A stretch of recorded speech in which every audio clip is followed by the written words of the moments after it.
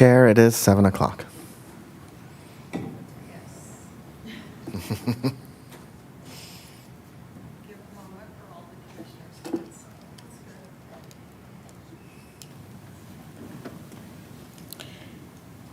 And I'd like to call to order this meeting of October 7th of the Parks, Recreation, and Community Services Commission.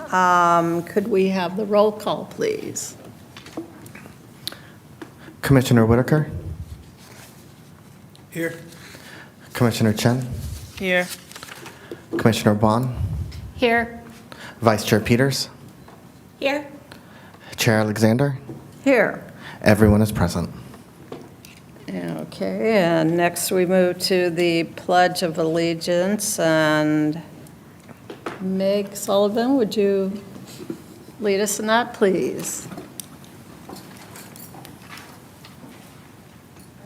Allegiance to the flag of the United States of America and to the republic for which it stands, one nation, under God, indivisible, with liberty and justice for all.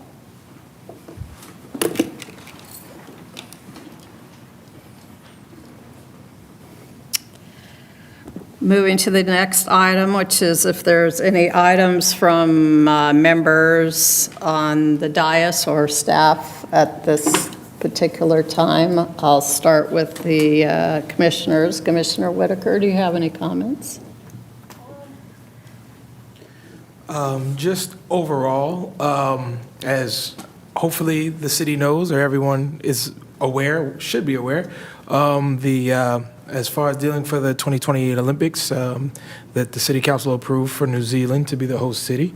That's pretty amazing. So definitely would like to applaud the city and applaud everyone that came out and spoke on that. That was awesome and amazing. Other than that, there's a few things going on in the month of October that I really always like. I'm always a proponent of Halloween and things like that. But October 18th, just for anyone who doesn't know, is the Art Walk and Roll. So that's a pretty fun experience and everything like that. And I hope everyone can come out and experience that. Thank you. Commissioner Chen? I have no items, thank you. Okay. Commissioner Bond? Well, October 31st, they are going to be having their, the senior center is going to be having their party. And apparently I will be judging. I will be in costume. You may not recognize me. I might be a little scary because it's Halloween. But it will be fun. Also, I would like to bring up, this wasn't something I brought up during the ad hoc committee, but I've had a number of women who are very upset with the curtains in the women's locker room now in the shower because, first off, they make it really hard to talk to each other. They are now covered in black mold, so they're filthy. And if you get into the shower, it blocks the motion detector for the light, so the lights don't come on in the shower, and they're very small, so it's very hard for you to avoid touching these filthy vinyl shower curtains. So there's a lot of women who are just not happy with that. However, I've also had a lot of people saying how happy they are about being able to drop in into the plunge. So anyway, I think that's, one more thing. The parks are not for you to let your dogs off their leash and to play with them. No matter how well behaved they are, you don't know if someone else's dog is not well behaved, and your dog could end up being attacked as a result. So please keep your dogs on leash. Thank you. Vice Chair Peters? So this past weekend, I stopped in at the Abilities Carnival. I'm sure we'll hear more about that. That was a good time, I think. Lots of people had very fun. There was lots of delicious food, I heard. I did not have as much as the food. There was cotton candy, there was popcorn, there was all sorts of good stuff. And it seems like it was a really successful event again. And just looking forward to a good October and Halloween. Thank you. Yes, I'd like to second what Commissioner Whitaker said regarding the special opportunity the city now has to work with the New Zealand Olympic Committee to put on a hospitality house here in Culver City. I know it sounds insane, but I was up at like 4 or 5 a.m. in the morning, wherever in the world I was at the time, because Zoom works everywhere, to be able to phone in my support for that effort. So I think it's going to be great, and I hope we hear in the very near future how our subcommittee can start to dive into work with either the other subcommittees. I know that the Arts Commission was really excited about that. The Arts Commission chair was at the meeting expressing her support, so I think it's going to be a great effort all around for the city, and hopefully especially the kids, and dialing in with the school district for some special efforts there. And I guess this evening, as we have this meeting here, there's something else special going on over at the Vets for looking at parks and how we're going to refurbish them with our new staff member who's working for that. So hopefully that's going well. If I wasn't here, I would be at that meeting. So I hope we can hear from what comes from that in the future. And are there any comments from staff at this time?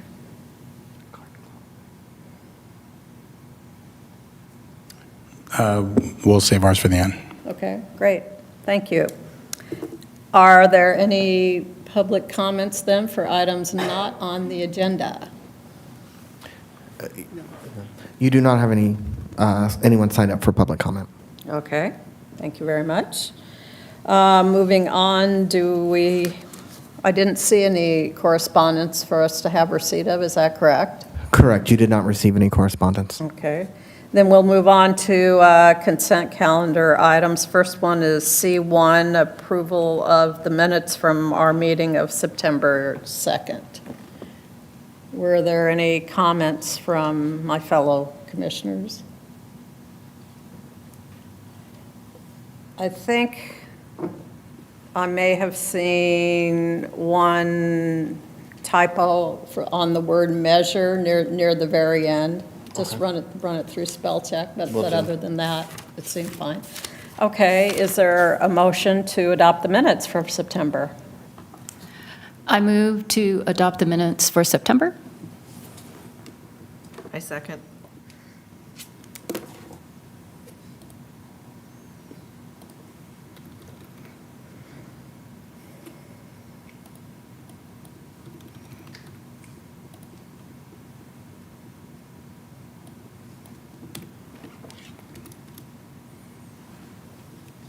I have a motion by Commissioner Bond, seconded by Commissioner Chen, to approve as amended the minutes for the regular Parks, Recreation, and Community Services Commission meeting of September 2nd, 2025. And you may start voting. And the votes are in, and that motion passes unanimously. Thank you.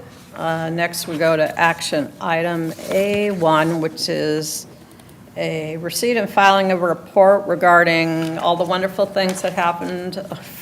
Seems like it was just yesterday, our summer camp programming for seniors and youth this time. So I guess we're going to get a report on both. That's great.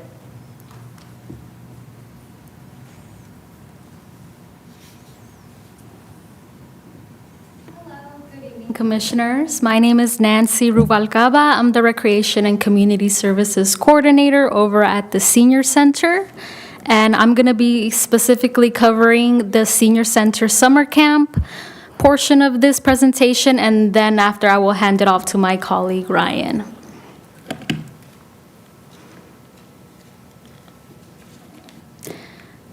So the Senior Center Summer Camp was a pilot program that we did this past summer. It was from July 15th to July 25th, and it was 5 days long over the course of 2 weeks. Our days started at 10 a.m. and concluded at 2:30 p.m. We had, it consisted of 20 seniors total, and we had a combination of indoor and outdoor activities. The main goal of this pilot program was for seniors to have the opportunity to meet new people, to engage in fun activities, and enjoy new experiences.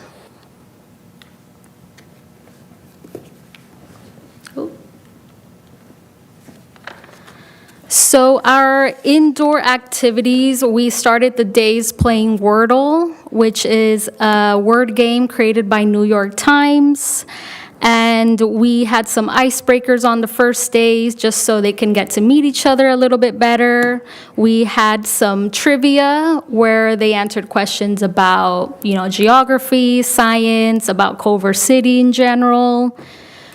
We had a movie discussion day where I showed them a short film and gave them questions after, just so we can have an open discussion where anybody was able to participate. And we did a lot of activities where they had to work together as a group. So like the trivia, we had them get into groups and, create poems. And every single participant received a summer camp t-shirt, which you could see at the bottom right-hand picture. I know it's hard to see, but it does say Happy Summer Camper. And I still see them wearing this shirt even today. Our outdoor activities consisted of tie-dye day. This was definitely our most successful one. I see them wearing their shirt around as well, along with the Senior Center Summer Camp one. You could see them here, the upper left-hand corner one, and then the bottom center one. We did some marigold seed planting where we provided the seeds, the soil, the pots, and they were able to decorate the pots after. And a lot of them come up to me now and they're showing me how their marigolds are now blooming, which is a very cool thing to see. We did some birdhouse painting, so you can see at the bottom left-hand corner and in the center bottom picture as well. We took pictures throughout all of the activities. We printed those pictures, so then on the last day, they were able to create a photo collage that they then got to take home. We did some games on the patio, so we have like a giant Jenga, a giant Connect 4, we played some hangman, just a lot of fun activities where they're able to also interact with each other. And to conclude summer camp, we did hold like a pool day over at the Plunge, which was very fun. So improvements for next year, we did hand out a 6-question survey to each participant, and we asked them for their expectations about the camp, what they liked the most, and any feedback they have for next year. Many of them said that they joined the summer camp in order to make new friends, and they pretty much all said that their expectations were met. They met new people, which is very nice to hear, so I would call that a success. And they also, one of the improvements we want to add is that we want to have them go on a field trip for next time, so maybe something like bowling, where they still have the chance to interact with each other. And also, one of the biggest struggles was that we had a very low male turnout. The senior center in general is more attended by women, so it wasn't really a surprise, but we do want to include activities that are appealing to everyone. So maybe we're planning on doing some outdoor sport activities, maybe like a cornhole tournament, or maybe including like some pool or like ping pong, just so we can have like more participants that are male. And then we did receive a lot of positive feedback.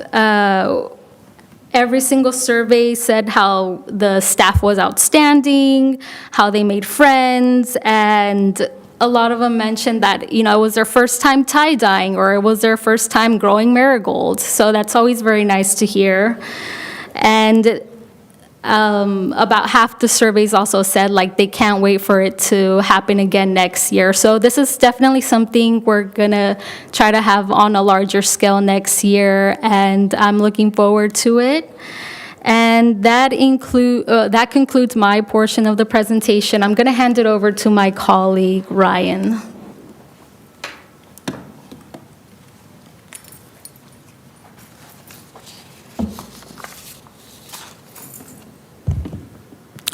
Thank you, Nancy. Good evening, everybody. Thanks for having us. So my portion is going over our youth camps over the summer. And before we get into the slides, I just want to kind of give some insight as to how much planning goes into summer camp. The camps don't start till June, but there's lots of planning that is involved, starting at the beginning of the year. And it really is a true team effort that puts it all together. So thank you to Megan. Camps wouldn't be camps without her. And some other shout outs. We have our recreation specialists, Enrique and Jamal, who also played a huge part in the planning, scheduling, organizing of it all. So just a huge shout out to them as well. And then Eric, who is our other specialist, really does a great job in the day-to-day operations, making the camp come to life. So thank you to them. So after all the planning, next phase, registration. So starting about last year, I think we moved to doing a 7 a.m. registration. And that was based off some of the feedback that we've had from parents to not have that registration window during school drop-offs and all of that. So that was a success this year. And honestly, if you're not on the portal within 10, 15 minutes, you kind of may not get a spot in camp. It fills up within minutes. That's how much of high demand our programs are. I want to say it's because we do a good job, but I think it's also because they're very affordable. So thank you all for that also. So every site had a wait list because of all the fill-ups. Some of them had a little bit more than others. Vets was probably our most popular camp throughout the summer, but all the other camps had wait lists as well. This year, we did something a little bit different with our excursions. So in past years, they were all included in one price. This year, we did separate that, where parents had the option, basically, of signing their children up. If they did not want their kids to go on excursions, they had that option to opt out. We did find that a little bit challenging on our end because it does require a little bit more time, effort that goes into it. And because our registration is so far in advance, months in advance before camps actually begin, it is a little bit challenging for parents on their end also, trying to forecast which weeks they may want to go on camp, go on excursions. So that was a little bit challenging for both sides, us and the parents included. So we did add a camp this year. Years past, we've had 4 camps. This year, we've added a sports camp. So our first camp that we have is for our youngsters, ages 5 to 7. That is our camp at El Marino. We have 40 total campers going to that camp. Our new camp this year was our Blanco Sports Camp, which has about 36 kids. For that camp specifically, what we tried to do with it being a new camp, we tried to do an introduction to sports. So for example, one week it would be introduction to soccer. The next week it would be introduction to basketball. We had to get creative, there being 9 weeks, so we had some in the nets weeks, which was lacrosse, soccer, a combination of any sports that goes in the nets. We also had a week that was over the nets, so any sports, if you can imagine, going over the net, volleyball, pickleball, tennis, like those type of things. So that was a success that we had this year. Lindbergh is our other camp, has about 60 campers. That's our second largest camp, which is also in very high demand. And then Veterans Park, by far our most popular camp. We were able to accommodate 100 campers. For whatever reason, that just seems to be in high demand, whether it be location, access to the pool, those type of things. And then lastly, our teen camp, which is ages 12 to 17. We had another 30 additional campers, and they had a lot of fun this year, so that was good. So those are the amount of kids and participants that we're able to accommodate. With those numbers, obviously, we need help from a lot of our staff. So our young camp, the junior camp, we had 5 staff with 40 kids. For all of our camps, we strive to stay within a 10-to-1 ratio from campers to staff. So meeting these numbers is how we are able to do that. Our Lindbergh camp, we had about 8 staff for the 60 kids. Veterans, we had 12, 13 staff for those 100 kids that we had at Vets. Blanco, with it being a sports camp, we had 4 staff for our 36 kids, as well as our specialist Jamal on site. And then teen camp, we have some amazing teen camp staff that do a great job, not only during summer, but during the school year that helped us out with that. We had our 4 core staff in there. With all those staff, it's a lot of staff that we have to schedule on a daily basis. And one of the challenges was having a lot of call-outs between our staff. So we averaged about 6 to 8 call-outs throughout the week. You can do the math as to how many staff that would be per day. So on to some of the successes. So like we mentioned, or like I mentioned, we had our camps fill up really quickly. And because they fill up so quickly, we have to establish a wait list. It just kind of comes with it. We had a number of people on our wait list that we were able to accommodate and get them off of wait list, and get them into some of the camps that they may have been interested in. Like I mentioned, with the challenges with doing the separate fees for excursions, that did kind of throw a wrench into some things with the wait list. For example, if we pull somebody off of a wait list after we've already booked our excursions, it's a little bit difficult for them to then get a spot on our wait list. But it was, they're extremely grateful when they do come off the wait list. Can still remember some of the participants saying, "Oh, I've been waiting for this call all summer," so it's when they finally got it.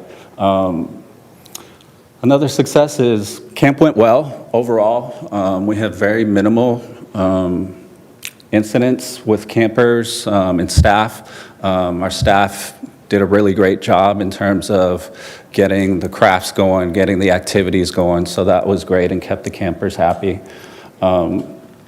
With the excursions being optional, we noticed there's probably about 20 to 25% each week of campers that would stay back and opt out of excursions. So if you could imagine, that's 20, 25 kids at some of our camps, another 15, 20 at another of our camps that we had to have staff stay back with and still try to produce a a normal day of camp for them. And because they're not going on excursions, we try to make it still a special day for them. So that's where our usage of the popcorn machine, shaved ice, and cotton candy, those type of things. Some of the kids, obviously not the happiest to not go on excursion, but when you give them some cotton candy and, a snow cone, it kind of helps out a little bit. So we're definitely appreciative of those amenities that we had this year. Some of the challenges, we mentioned the staff call-outs. Obviously, they're a little bit unexpected to have those staff call-outs, but we're able to at least have the plan in place so we can easily pivot into other directions, have staff fill in those type of things. The excursion fees, I mentioned we're a little bit of a challenge, but we're able to kind of get through those with some other creative measures that we talked about, the popcorn machine, shaved ice, like those type of things. So that really helped. And then refunds. I mentioned the registration taking place so far in advance. It's a lot for parents to kind of forecast and foreshadow what days and weeks they need camp. So because of that, as we get closer to those dates, there tend to be some refunds. But it's kind of a push and a shove. You get the refunds, but then we have our extended wait list that we have, so we're able to at least accommodate those families. Onboarding with staff during the summer. So before summer starts, we have about a 5-hour training. And as, it really kind of gets the staff ready to go, gets them as prepared as possible for the summer. But when we do bring on staff during the summer, they miss out on that training period. So we kind of have to get them up to speed as best as we can during those times. So it is a little bit of a challenge onboarding staff during summer because they miss out on that training period. And going forward, so for 2026, based on the feedback that we've got from parents, they did seem to really like that 7 a.m. registration, so that is something that we will continue to offer for them so they can kind of get their registration done before doing kid drop-offs and those type of things. Because we're so low on staffing, we are unsure at this time if we will be able to do sports camp in the future. It's something that our team has talked about.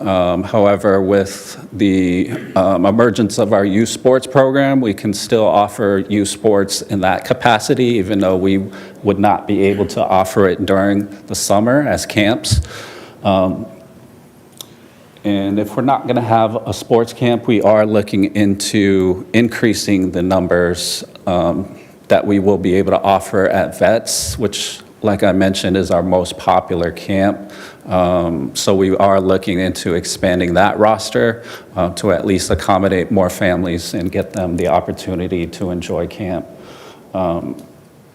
And like I mentioned with the staff training, I feel like we can never do enough in terms of getting our staff prepared, doing those type of things, getting them ready, what to expect. So we've put together a handbook that we are still improving and continuing to grow to try to make sure that we try to cross off every box and every aspect in terms of getting them ready for the summer, because there's a lot that goes into it.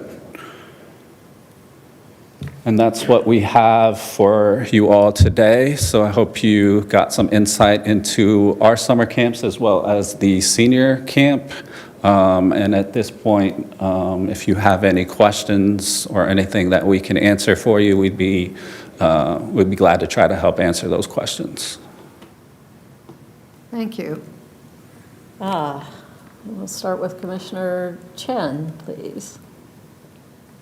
Sure. I just wanted to comment that the photos are really great in the slide presentation and social media. The kids look all really genuinely happy, and they really bring the program to life during this presentation, so thank you for that. Nice. That's what it's all about, right? Yes. You mentioned you mentioned some challenges with the excursion fees. I'm new to the commission, so maybe you can help me understand why you decided to break them out and whether you think you're going to break them out again next summer? Yeah, I mean, we basically went that route to give the families that option. There are some families that we received feedback from prior years that they're not sure if their child wants to go on certain excursions. So this gives them that opportunity to kind of pick and choose, like if they don't want to go bowling, but they would really love to go to the LA Sparks game, they can do that with the way it was kind of separated. In future years, we are looking into possibly making it all-inclusive because of all the challenges that it did bring up. But to answer your question, that was kind of our thinking in terms of spreading it out and giving the families the option. I'd just like to add that the previous iteration of the commission asked to have this done to see what the result would be in terms of breaking that out as a separate fee. Oh, okay. And my kids are older, so I can't remember. How many excursions per week? So one per week. We have 9 weeks of camp, one excursion per week. So yeah, we have lots of excursions that they love going on. So yeah, one per week. Gotcha. Yes, I remember those days of picking which weeks of camp based on which excursion it was. Okay, great, thank you. That's it. Commissioner Whitaker. Well, the senior camp looked awesome, actually. It looks pretty fun. Really, really nice, really well put together. So congratulations on that. That looked great. As far as the summer camps for the children, that looked pretty good too. It looked awesome. My questions, I guess I would have for you is that going into next year, right, your staffing, right, when you, in the beginning, when you do your 5-hour onboarding, as far as your staffing, what's your general like age groups that you hire or you bring on? I would say we have a pretty wide range of age groups that we do bring on. Obviously, during the summer, we have a lot of students that are able to, try to get themselves out there in the workforce. So we do tend to have a lot of college students, that are coming back from school during the year. But then we also have a lot of seasoned professionals that are also able to help us. But I would say majority of our staff tend to be on the younger side. But yeah, it's a wide range. Okay. Yeah, I would probably, not to assume, but I figure a lot of times it's college kids or younger and they're able to pretty much adapt with the kids as well too. They make it a more fun That is experience true, for the yeah. kids as well too, right? So as far as the call outs, I know you're dealing with younger staff a lot of times, right? So 6 to 8 call outs, that could be very cumbersome on the other staff that does show up that day. Are there any, and you take preparations, that's amazing that you do that, because I'm sure that could really throw a whole day off. As far as that goes, is there like an incentive not for people to call out or not to? Yeah, I mean, you get to work more, Yeah, right? you get to work more, right? You get to work more. Yeah, the more you show up, the bigger your paycheck. Yeah. That's one big incentive for them, for sure. But yeah, we try to do the best to make it fun for their staff also. Because if they are having a good time along with the children, they're going to show up a lot more often. So that's how we try to incentivize them to be there, is to make sure that it's enjoyable not only for the campers, but for the staff as well. Oh, it looked great. It looked fantastic. Thank you. Appreciate it. Commissioner Bond. All right, so I just wanted, so the reason that the camps are in those four different parks is because they actually have a facility that they can go to. I mean, when I say a facility, there's an actual building that they can go to, right? Okay, so I just was curious, how come is how come we're not doing we don't have any like at the Culver West Park? Isn't there a facility or is that rented out? Do we know? Hi, good evening. That's tall. I'm Megan Stubbings. I'm the Recreation and Community Services Supervisor for youth programs. Yes, so Culver West is rented by our contract class, so there's a preschool in that building. Okay. So we use the other facilities because they have private restrooms, so only our campers will use it, and also to serve those neighborhoods, so we can kind of spread out a little bit. But SK, Sid Cronenthal, and Culver West are rented for preschool. Okay. Because I'm just thinking of, because we have so many people on the wait list, it's like, how can we expand Yeah. if we were able to expand? So, great. Yeah. Well, Thanks. I will say that just in the last year that Megan's been here, she significantly expanded. I mean, how many did we add this past summer? Like at least 30 plus the sports camp? Yeah, so I think this year we were able to add almost 60 across the camps total. She's been doing her best too. That was part of our budget process this year too. We got increased funding so that we could expand our camps. Oh, this So- wasn't a comment against you at all, No, because yeah, I'm impressed so- with everything that you're doing. It was more about, gosh, how could we spread it out across the city? Yeah. And because these parks all tend to be more central Culver City and not so much out on our edges. So that's all I was thinking about. But Yes. certainly kudos to you for looking for ways to Thank you. bring more kids in and give them the opportunity to have fun during the summer. So Thank thank you. you. That's it. Vice Chair Peters. Yes, thank you so much. First, I just also want to shout out Megan. I know how much you worked over the summer, and I saw it many days, and I really just appreciate, you guys don't even know, she would come up with like other activities for kids who weren't enjoying things. She helped move campers around groups so that they would be with friends, and just worked super hard every day. So thank you, Megan. you. You did a fantastic job running Thank you. everything this summer. One that I had, now that I know we have this senior camp and we have kids camps, is like, would it be fun to do something with, like a cornhole tournament or something, or a trivia tournament, especially between the teen camp and the seniors, or maybe do something between the kids and the seniors? It could be something fun, or that we now have that cool new movie screen, like everybody could go to the movie screenings. I know that wasn't totally successful at camp, but I think it's successful now with the movie screen, almost. So I was just thinking it might be fun to like try and do something between the two camps, like a trivia tournament or a cornhole or something that they could all participate in. Might be a fun activity. Yeah, they do during the school year, because we have the teen center, obviously, they do intergenerational activities together, so that it is something that we could bring both the seniors and even the teens are very into puzzles, which the seniors are also, so we had talked about a puzzle competition and, and kind of have it span over multiple days, so that way they can all enjoy, but it's definitely something we're open to doing. We do it during the school year, so it would be really nice to expand it into the summer as well. Yeah, or I know like the new teen girl thing is crocheting. A lot of crocheting, and Yeah. the rubber bracelets are very big, So and that that's I come thought back. would be like another fun Yeah. intergenerational activity. Don't ask me why crocheting is the new teen girl thing. It is. Absolutely is, yes.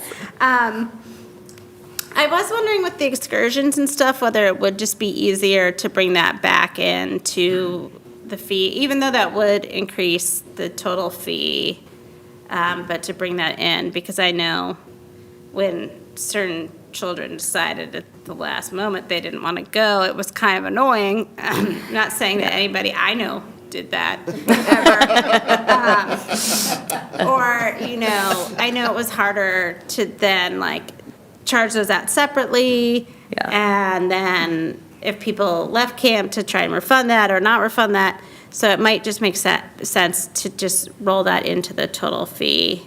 And then I was just also thinking, as somebody who books camp and then changes their plans, if there was an easier way through ActiveNet to be able to cancel your registration might also be helpful, because I know right now you have to like email for the refund and then somebody has to do it.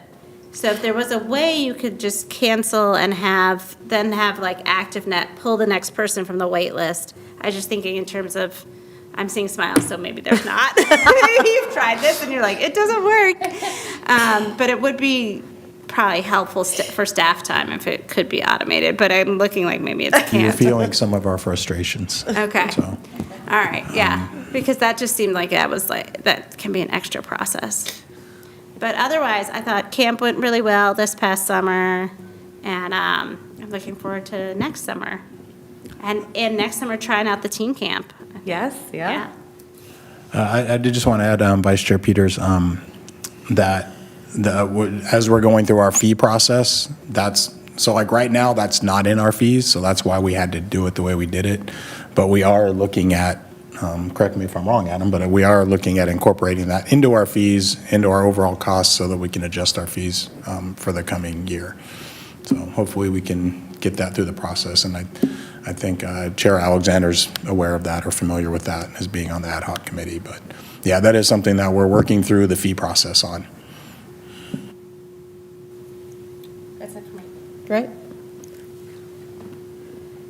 Well, it looked like there was a lot of fun happening all over the city in these programs, and I'm heartened to hear that we were able to add 60 more spots. But I was looking at, if my math runs correctly, over the 5 youth summer camps, that still services a total of 266. Not including, that's not necessarily individuals, because some will be during some periods and some sign up for other periods or the wait lists and so forth. But I'm just wondering how, and I can do this math myself after, but I'm just wondering how that absolute number of individual kids compares to the population of children in those age groups in the city. And this is nothing, again, on you, because I think it's great that we've added more spots, but I think that, every time the city council hears that, well, we don't have enough things to take care of some other kind of issues, they need to have this front and center and know that despite everything that we're doing and the feedback that we're getting, which is great, we're still only able to service this amount of the population with our programs. And so, if we can then figure out and show them, this is how many people that we have on the wait list, and it's growing. I suspect even with the extra spots that we've been adding, I think that's an important, very important data point for the city council to be aware of. So hopefully that will be coming forward to them. I'm wondering regarding the onboarding, I think that's also great, and having the handbook available. But for those individuals that unfortunately don't meet that, do you do a videotape of the actual onboarding meeting so that the ones that come on later could at least, view that? So they do a whole onboarding with myself. So we'll bring them in. We have our core group that kind of transition from after school into summer. We have a lot of high school kids, a lot of college kids coming back, so we kind of have to work with everyone's schedule. So we'll do a full day training. We have kind of updated our onboarding process and created a little bit more of an in-depth one. And then as we get new staff in during the summer, they'll come meet with me. So Ryan is able to focus on the camps with the help of all the specialists. They will spend time with me. So that will be sort of a classroom portion where we go over the handbook, all of the policies, all of the procedures, and then shadow the sites. Since we have off-site locations, it's taking them to those sites to see Lindbergh runs one way, El Marino runs another. These are the kids at this site. They're much younger. It's a different clientele. And then we'll sort of put them in and see where they fit. So they do still get a full onboarding process. It's just at a different time. And one of the things that we were talking about adding would be, I'm not sure now if this is the youth summer camp or the senior center one, more excursions. I'm wondering, forward going to, the big amusement parks and that kind of thing.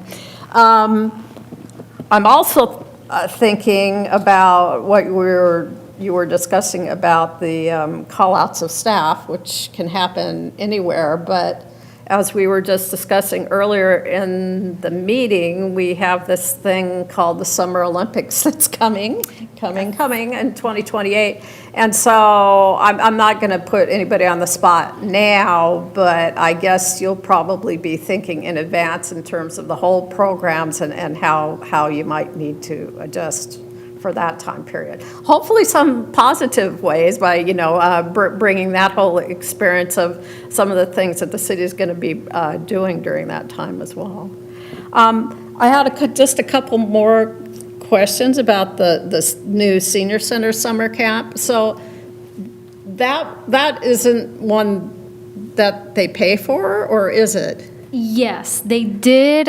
Since it was a pilot program, we had it at a $10 fee per participant. I see. Okay.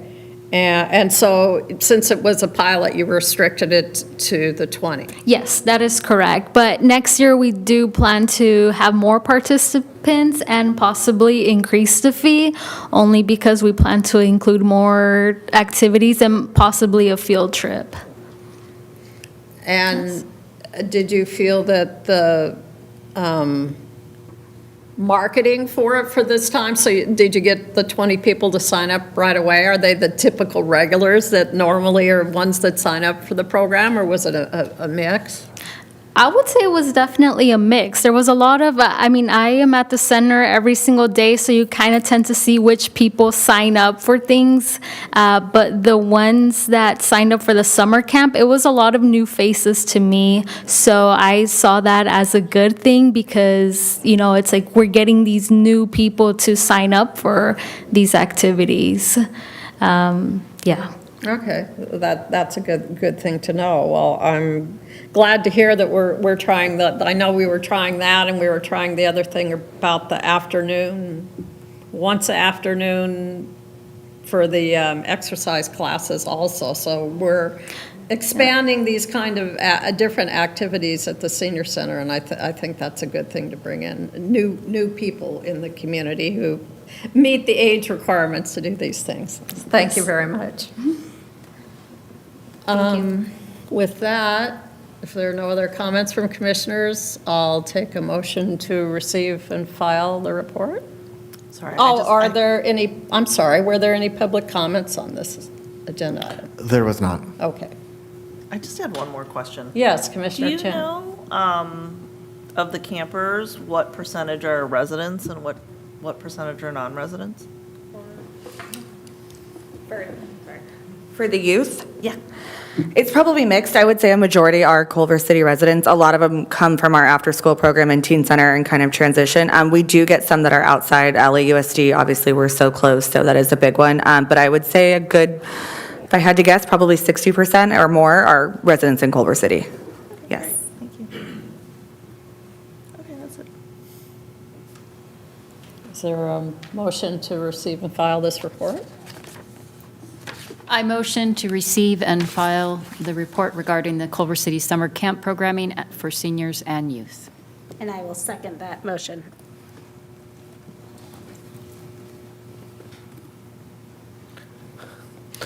I have a motion by Commissioner Bond, seconded by Vice Chair Peters, to receive and file the report regarding the Culver City Summer Camp Programming for seniors and youth. And you may start voting.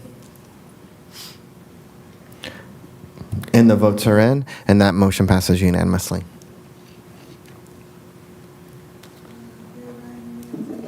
Thank you. Moving right along, on our agenda, we have item A2, which is a report on the updated site location designs and cost estimates for community gardens at Veterans Memorial Park and Sid Cronenthal Park. Good evening, Chair, Vice Chair, and Commissioners. I'm Ted Stevens, Director of Parks, Recreation, and Community Services. I'm going to do my best to get through this report. Ryan Durnick couldn't be here tonight. He's actually presenting this same subject to the gardening club tonight. So you're stuck with me. So I'll do my best. So there's, I don't know if you read the staff report. There's a lot of information about the history in that staff report and the involvement of previous commissions. which basically determined the 2 sites that were picked after a lengthy process of community meetings and council meetings and commission meetings and input. It was determined that the community gardens will be located at Sid Cronenthal Park and Veterans Memorial Park. What wasn't really determined was exactly where. When I got here, it was presented to me that there were some potential locations discussed, but we hadn't really moved forward with any of those discussions.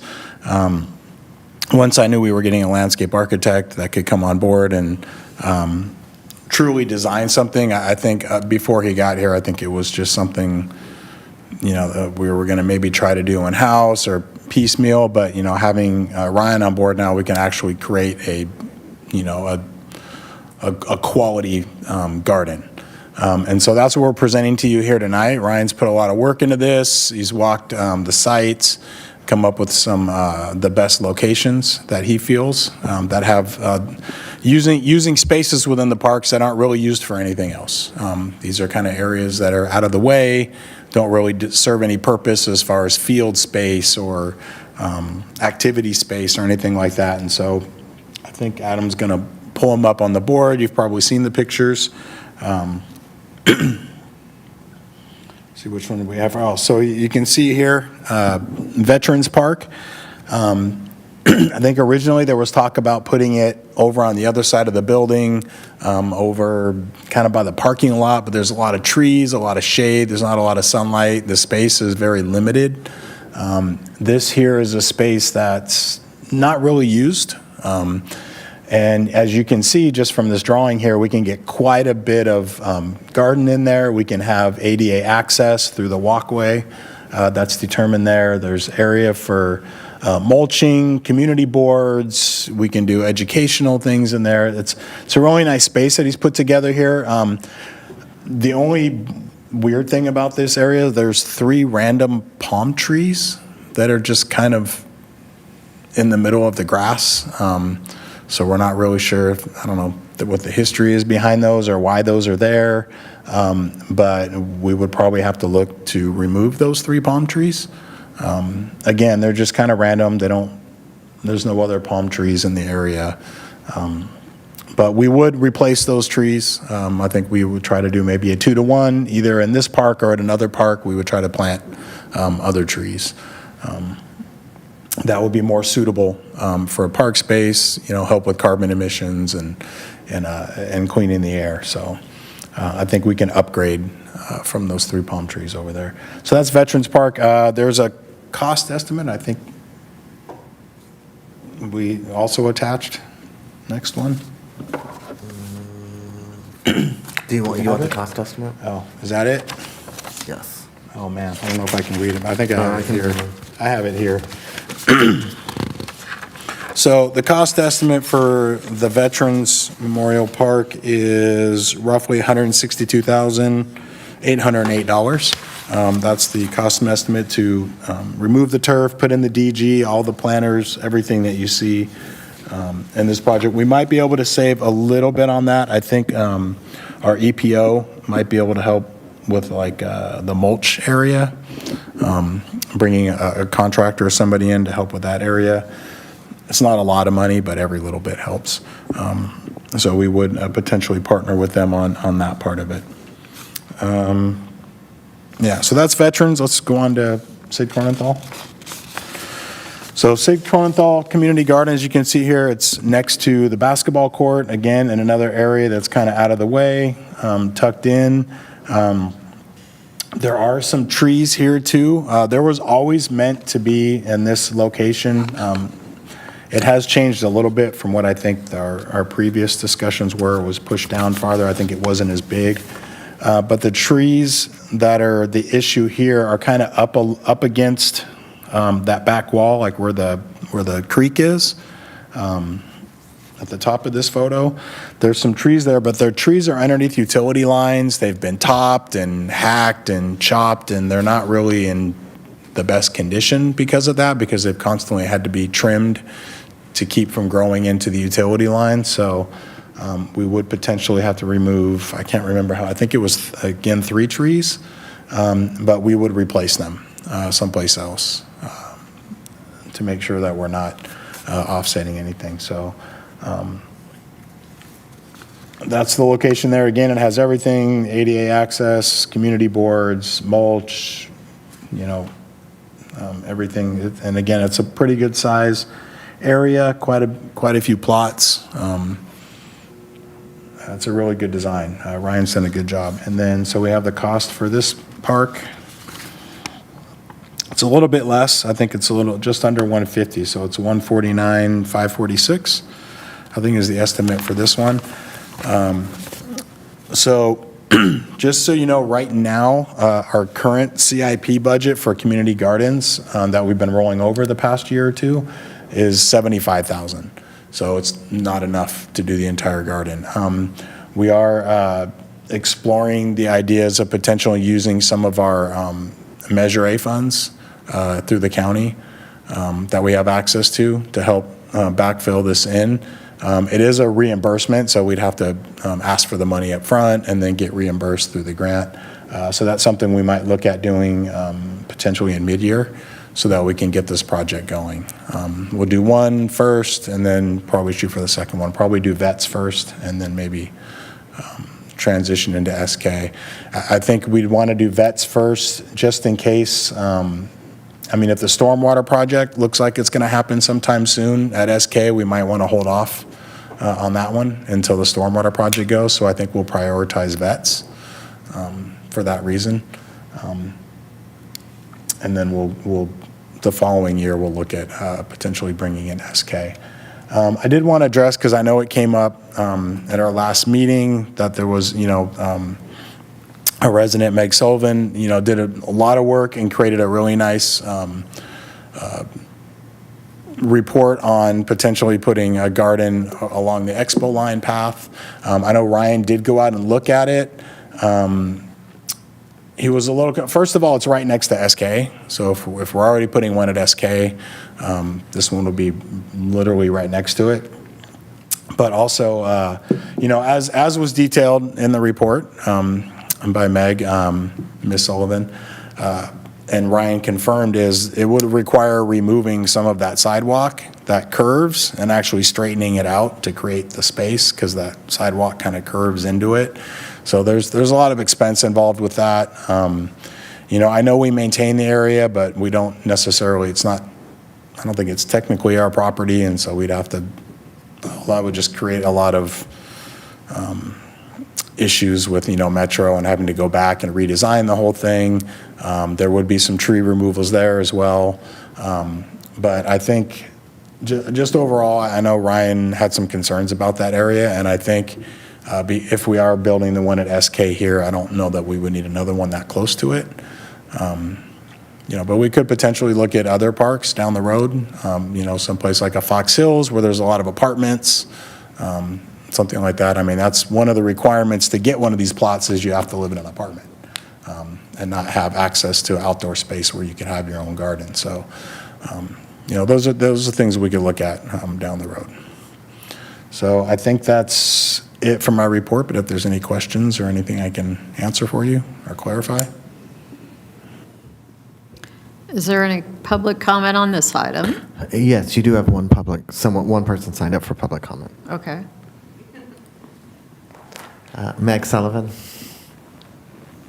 Hi, I'm Meg Sullivan, and I'm a stakeholder in the Arts District, and I just want to thank staff for looking at the site, and also thank any commissioner who came out to look at it. I know you guys must be really busy, and I appreciate your time. I had thought that I was proposing it in lieu of taking out space in Sid Cronenthal Park, the park itself. I do hope maybe that people kind of keep it in the back of their mind, this potential. In Santa Monica has dozens and dozens and dozens of community gardens, and then apparently their list for people who want community gardens is hundreds and hundreds long. So obviously, money is an issue here, but, if there were additional money, maybe, this could be a place that you might consider. Anyway, thank you so much for your time and your consideration. I really appreciate it. Thank you. Commissioner comments. Commissioner Whitaker? Well, first of all, Director Stevens, the plan and how it's been laid out is fantastic. I really do appreciate the work that's been done on this. Just a few, I don't want to say necessarily concerns to start. I understand we're still in the preliminary stages of this project, but I was just wondering, since as far as the rules that go along with this, a person has to live in an apartment, first of all, to be able to rent a plot. And I know the plot was about $32, I believe, to rent the plot. So my question was regarding it's a little under, 40 plots. There's 40,000 residents in Culver City, and let's... 29? 29,000? 29,000 residents in No, Culver. we have 40,000, but it's 29 plots. 29 plots. Oh, it's only, I thought it was 16 and... plus 13. Okay, so it's only 29 plots. We have 40,000 residents in Culver City, and let's just say even half of them are living apartments, right? That is probably just gonna, I would say, it's a good start. It's a good start, right? It's a good start. But I was wondering if somewhere in the design, maybe how we're looking at these plots, maybe they could be split into twos, maybe to double that number to start off with. Also, with that being said,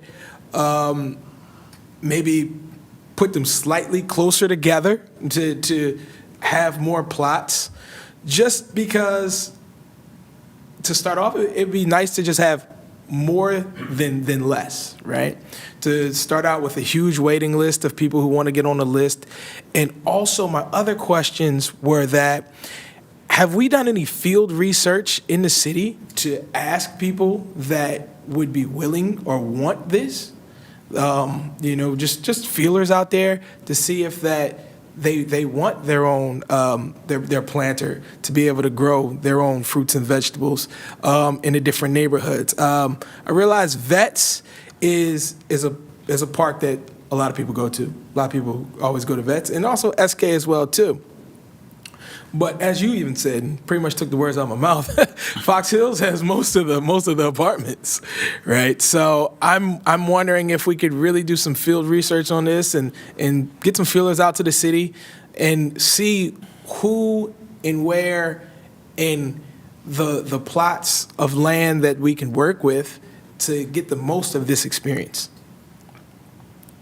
So I would just add, as we outlined in the staff report, that prior to my arrival here, there was actually quite a bit of work that was put into this. There was several community meetings, because there used to be community gardens where the Vendy is now. And so this was part of when those were taken away to provide that building. And I don't know how many spaces were in that garden. I don't think it was very big. Maybe 15 or 20 or so. But that was part of it, was the staff had to have meetings, community meetings, and design, and, find new areas where we could put them.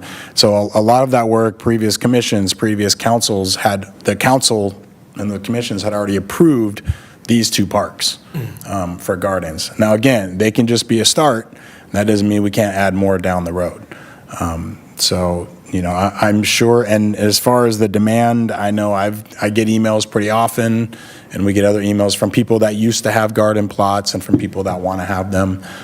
So I don't think we'll have trouble filling them. And then again, we can look at potentially having more down the road. I mean, wherever we can fit one, if it makes sense, we can go for it. As far as the spacing on these, again, Ryan's here and he designed them, but my guess is in order to maintain ADA accessibility is probably why we have, large walkways in between and things like that. Again, that's why we've got to have the DG, that's why it's got to have access to this walkway here, like everything, we're required to be accessible. So I believe that's why we have the distancing between the gardens. But I'll talk to him about it. I appreciate the work. I have a few more questions, but I can keep on going. I'm not going to Okay. do that tonight. Well, that's why we're here. I like the work that's being done. I like where we're going with this project, and it's a lot of good work that's being done. I appreciate it. Thank you. Commissioner Chen? Thank you for the opportunity. I was wondering if for the Sid Cronenthal one, if there's a bigger map that just, I'm 90% sure I know where this is, but is there a map that shows me where it's sited? I can pull that up for you. Yeah, I'm going to say it's right adjacent to the basketball court.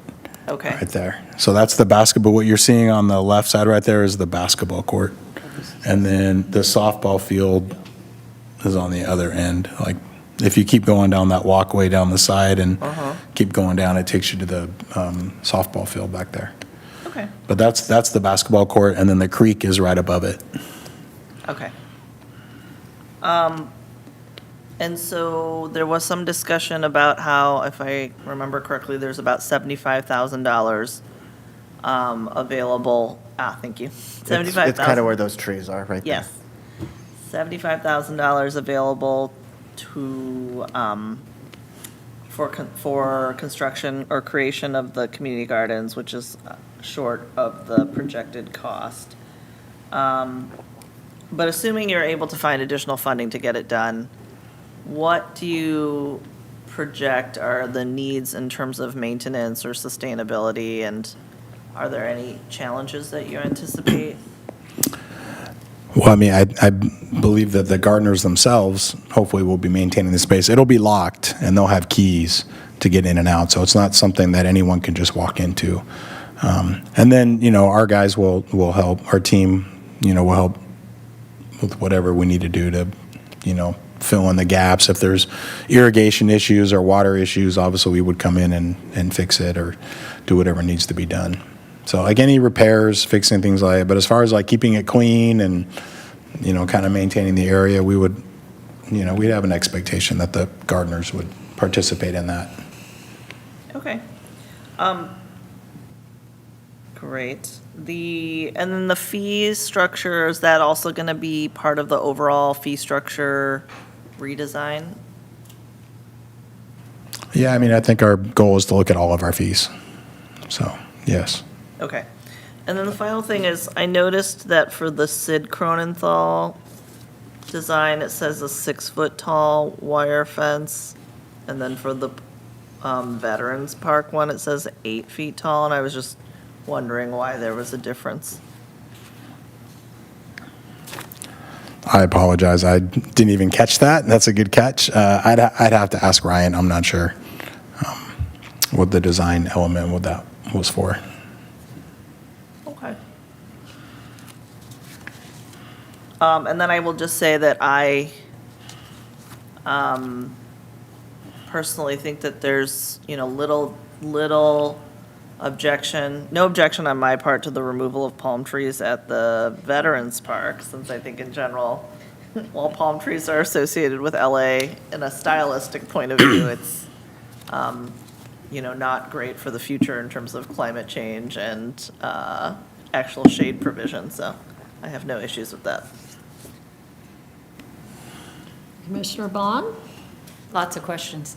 I actually have been, at one point, I had been in the previous community garden, and everything was in the ground, and the plots were side by side by side by side. So there was one, you could walk, as you see in these, you could walk in between the plots, and there was a way to walk down the middle, but there were a lot more plots available than what we currently have now.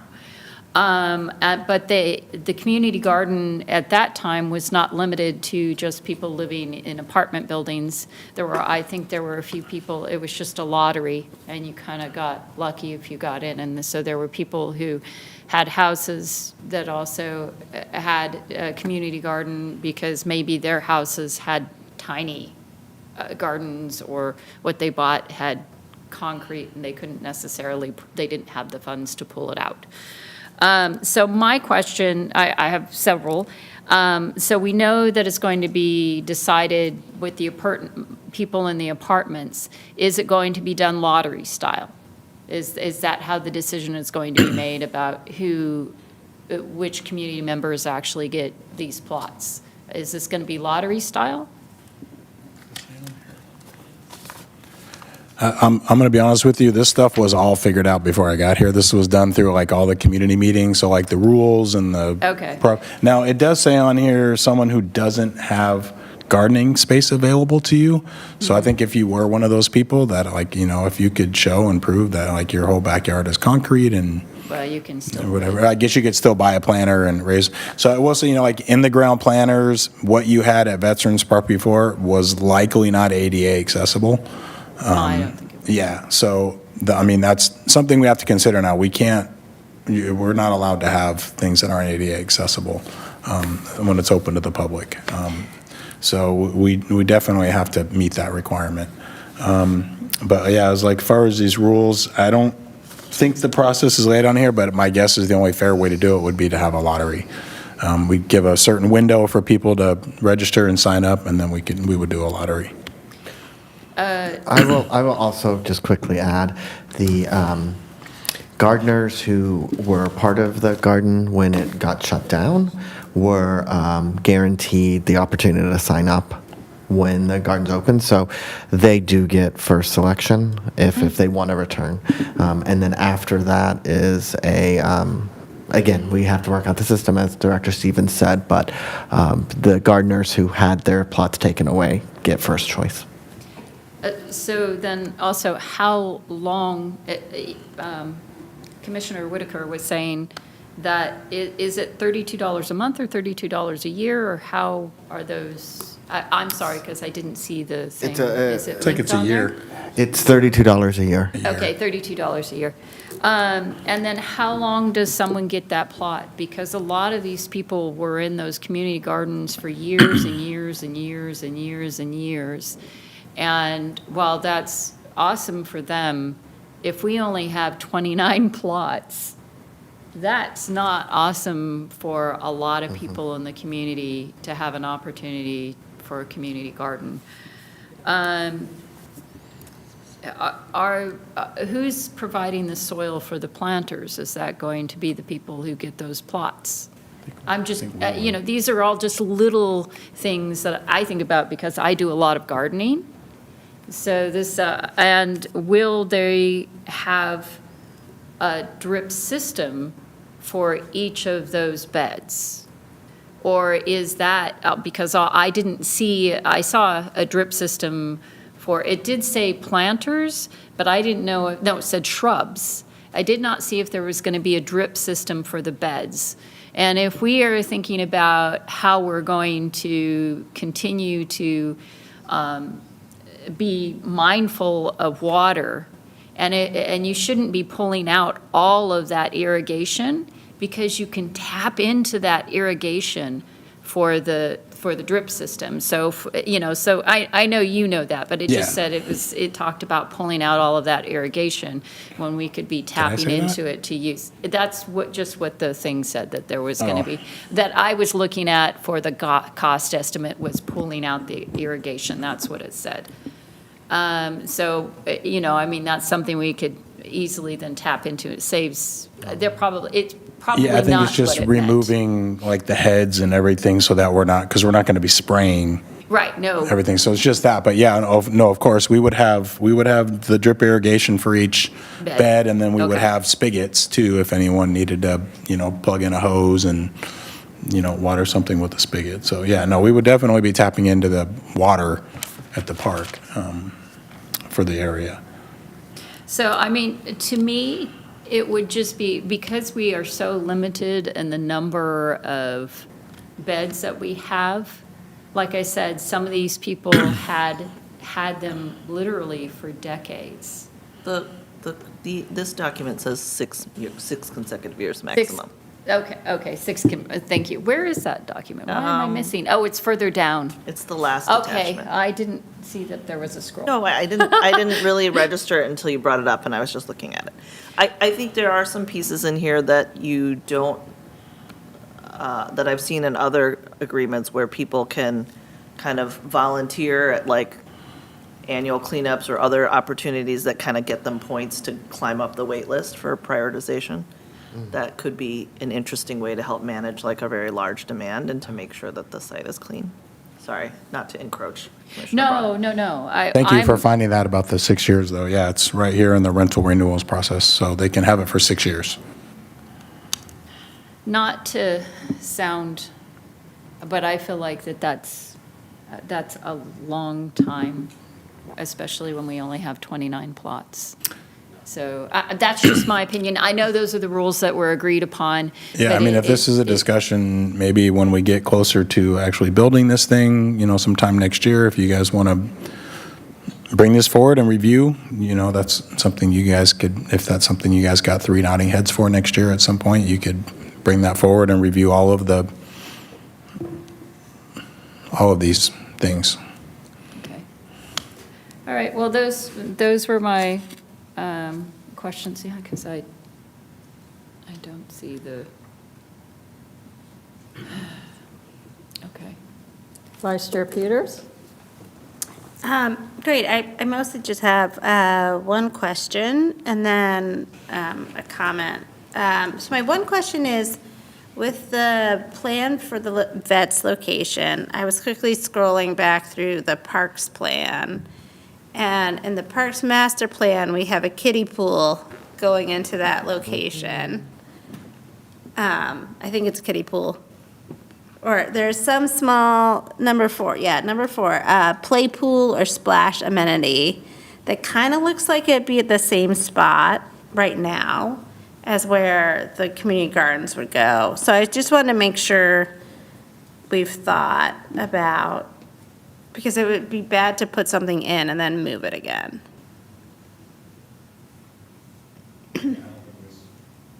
I don't think we would move it again. I think,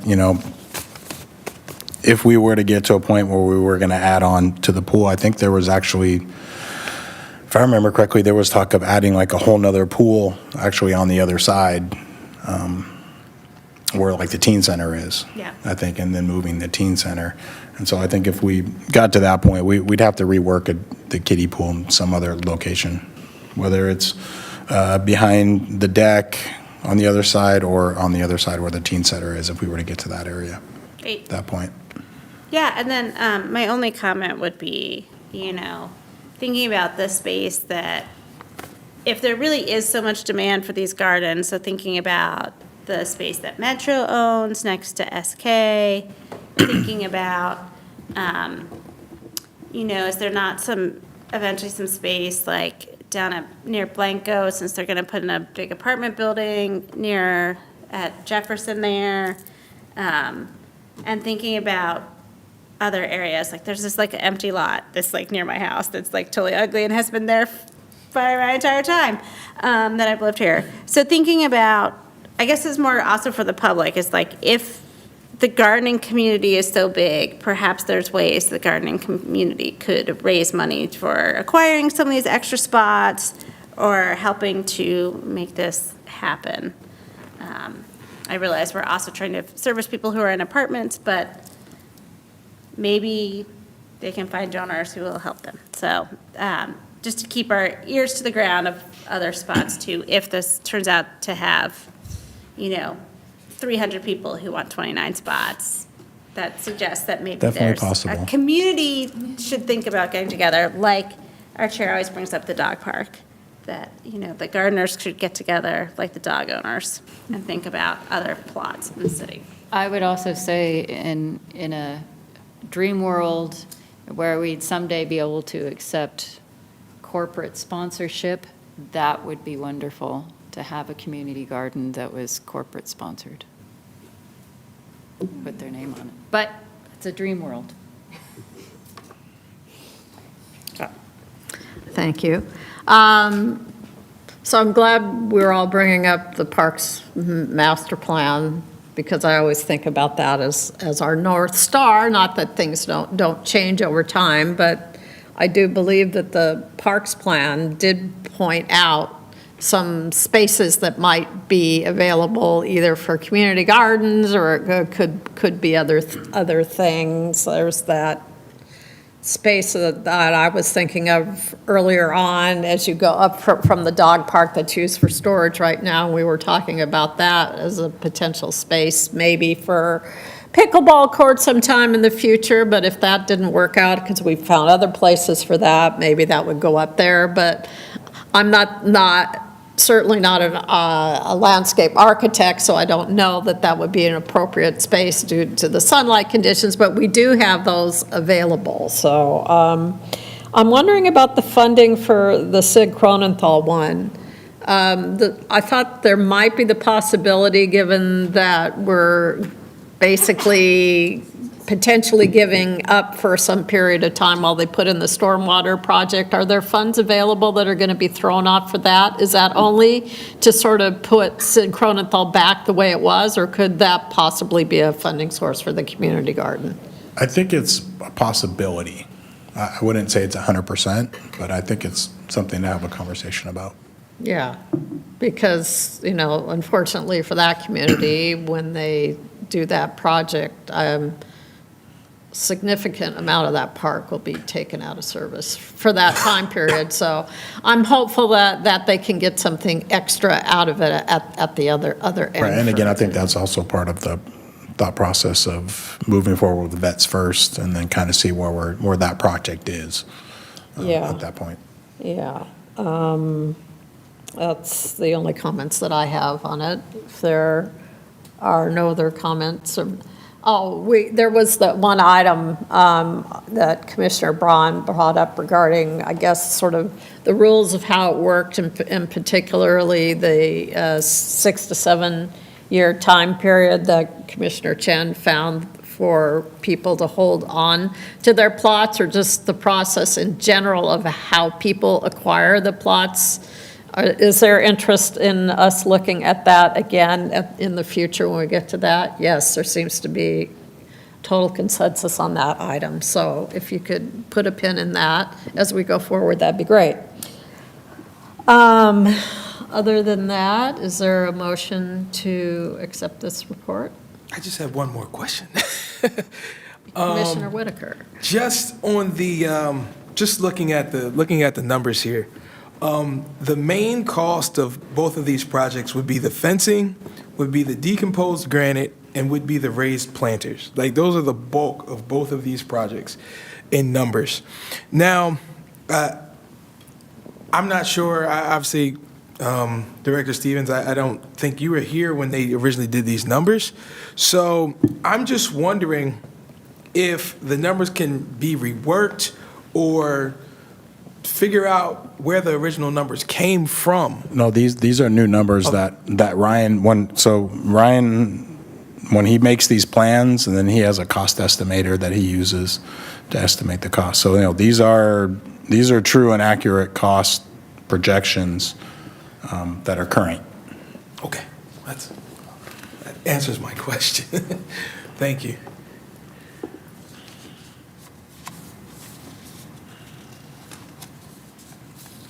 Is there a motion and a second on this item? I'll motion receipt and filing of the report on the updated site location designs and cost estimates for the Culver City Community Gardens at Vets Memorial Park and Sid Cronenthal Park. I second the motion.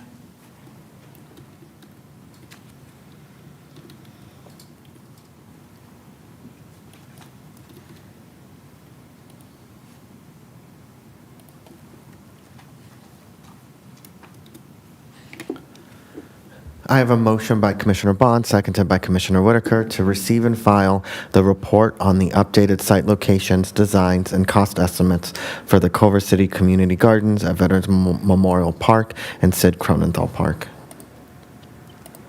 And you may start voting. And the votes are in, and that motion passes unanimously.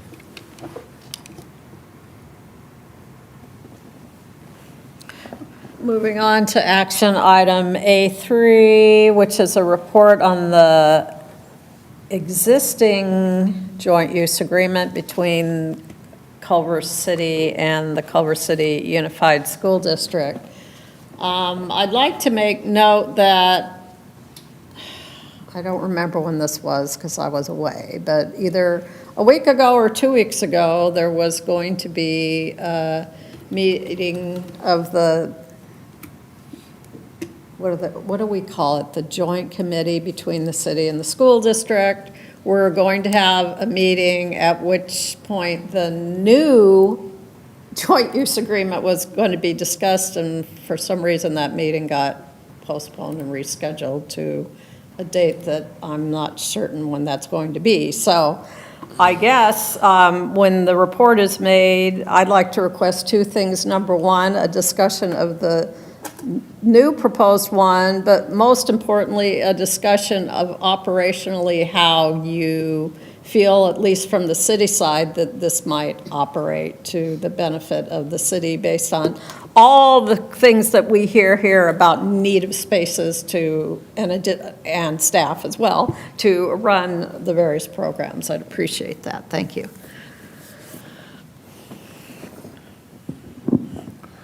Okay, did you want me to start with the staff report? Yes, please. Okay, thank you, Chair, Vice Chair, and Commissioners. Ted Stevens, PRCS Director for Culver City. So the staff's bringing for you tonight for discussion to discuss the joint use agreement between Culver City and the Culver City Unified School District.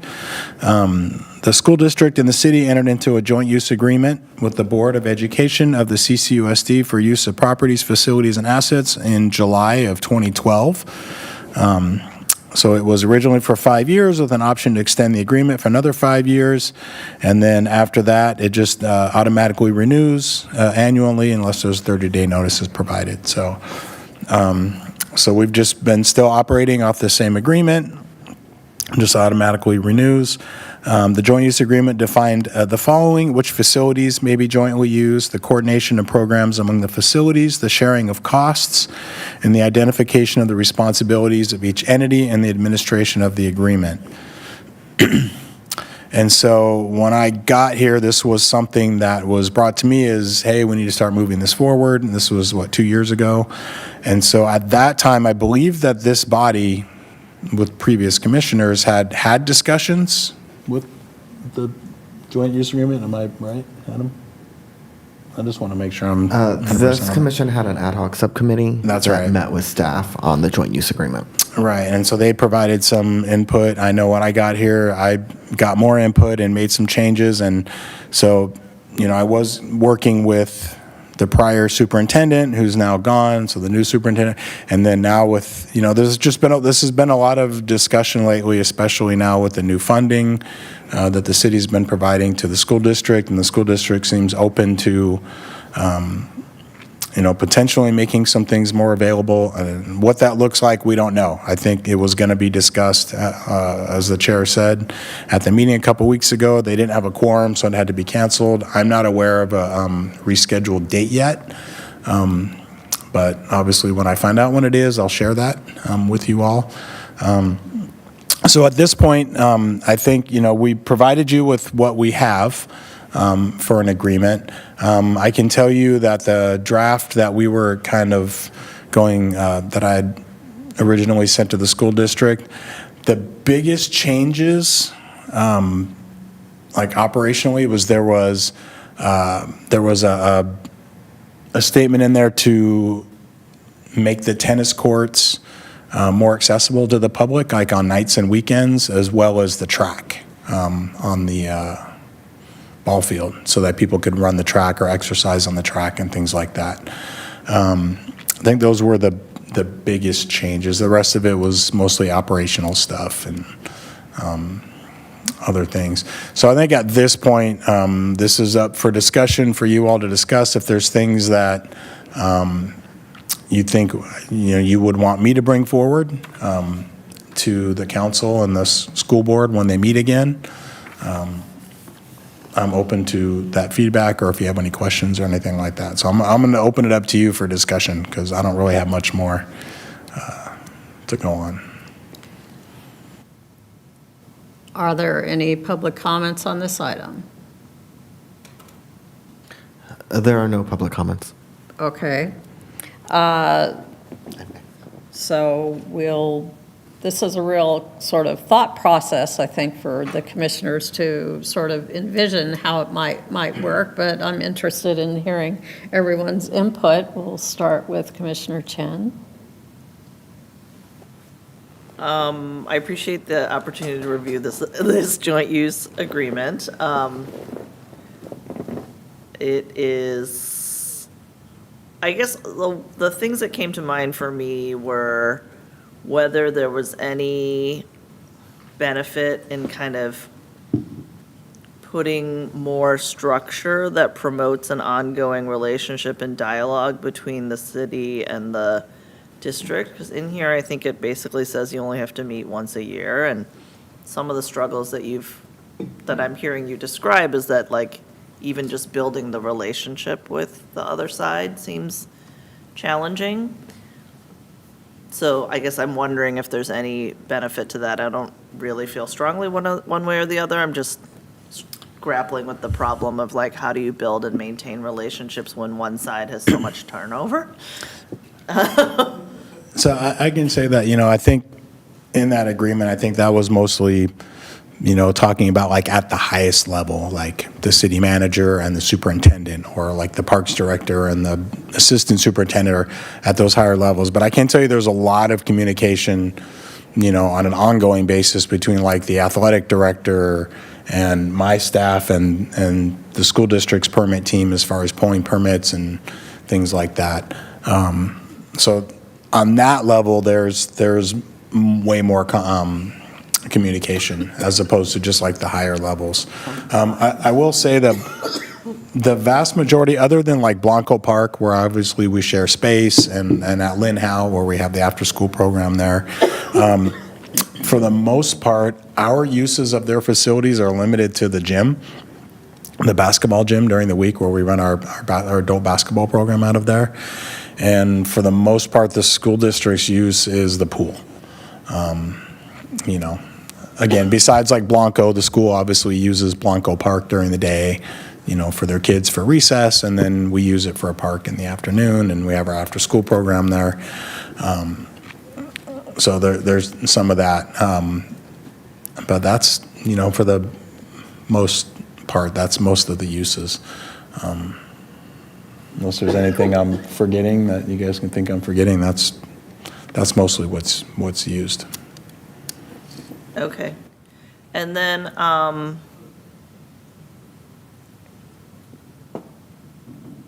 I think there's like a cycling room and like a ceramics room at the high school, is that right? And I'm wondering, those might be nice things to include as facilities for, city use in the off-school hours.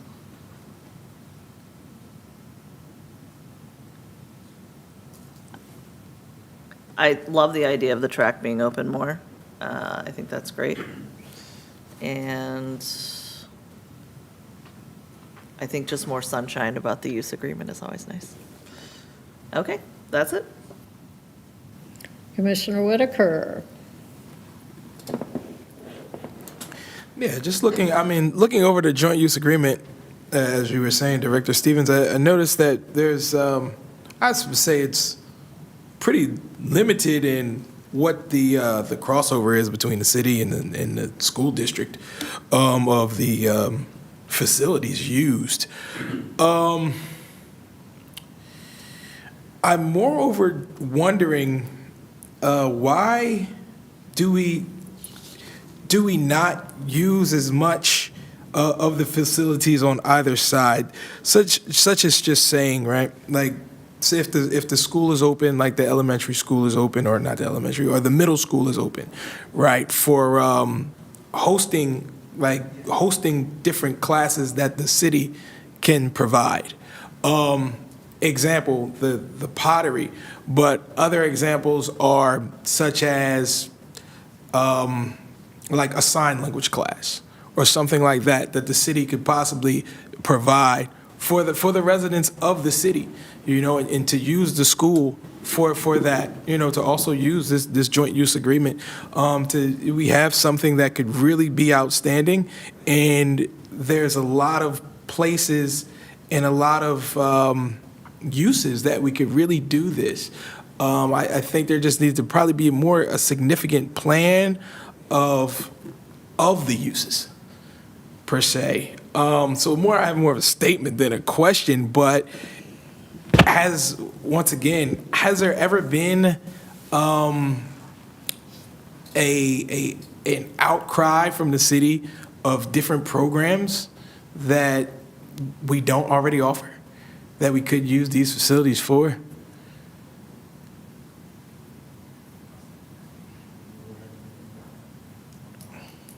I've heard that we potentially have had classes, taught contract classes at some of the schools. I mean, I think we would always try to stick with the facilities that we already have. I mean, we have a lot of rooms at the senior center. We have a lot of room at Vets. We do have some other community centers. So I think, if we grow and expand our programs, I mean, I think that opportunity's there. We can always request to use that space for classes like that if we get to a point where we need space. If all of ours are full and we don't have any availability, I don't think there would be anything that would prevent us from making that request. That's all I have. Commissioner On? I always have questions and comments. So in this current, in this current joint use agreement, I'm not seeing a specific amount of time to request use of the plunge in advance. I know that we do have, at least because I'm just not seeing it in here. It just says the city will make available at no charge to the district a municipal plunge, but it doesn't, and in other areas it says it's like a 60-day request but not specifically for the plunge. Now, when they had the agenda up for that meeting that was canceled, I managed to get my hands on the joint use agreement that they were going to discuss. And I went specifically to the plunge, and the reason I did was because of that whole snafu that happened with the middle school water polo team. From what I understand, I guess the middle school wanted the same time as the high school, and that was the problem, that it wasn't an outside water polo team. It was actually our own high school team that currently had the plunge at that time, and they just needed to find another time. And that it was requested like the Friday before they wanted to come in. That new one, I wasn't sure when I looked at it, because I was looking through it very quickly to try to prepare for that meeting, that I had just found out about like that day. And I wasn't sure if it was almost that they had to ask in April to clear it for the next year, and just depending. So it was going to be far in advance, which to me makes sense, and they should already know. They may not necessarily know what all of their games are going to be, but they're going to know their start date, because they're going to know the start date of school and when they're going to start practicing and everything. So, but I don't see anything like that in this current joint use agreement, and I don't know. I guess my question is it just a policy that has been set in place and has been used with this joint use agreement for the last 13 years? So that's one of the questions I have. Yeah, I mean, under Section 6, use and scheduling, I think those same dates are in here. District may submit to the city a written request for facility use permits for all scheduled programs at least 3 times each year prior to April 1st, August 1st, and December 1st. Which page is It that on? doesn't, it doesn't get into the specific, the new one has way more specifics, you're Okay, right. yeah. Where it specifically says you need to do April 1st for the September through December use, and then by, I think, September 1st for the January to Yeah. April, like, so they're always looking like 3 and 4 months out, they need to schedule. Okay. And that's in the new policy, and it's specifically called out for the plunge specifically. Right. Because Yeah. again, that's one where we get requests, way ahead of time, like people are trying to book, we try to book stuff out months in advance.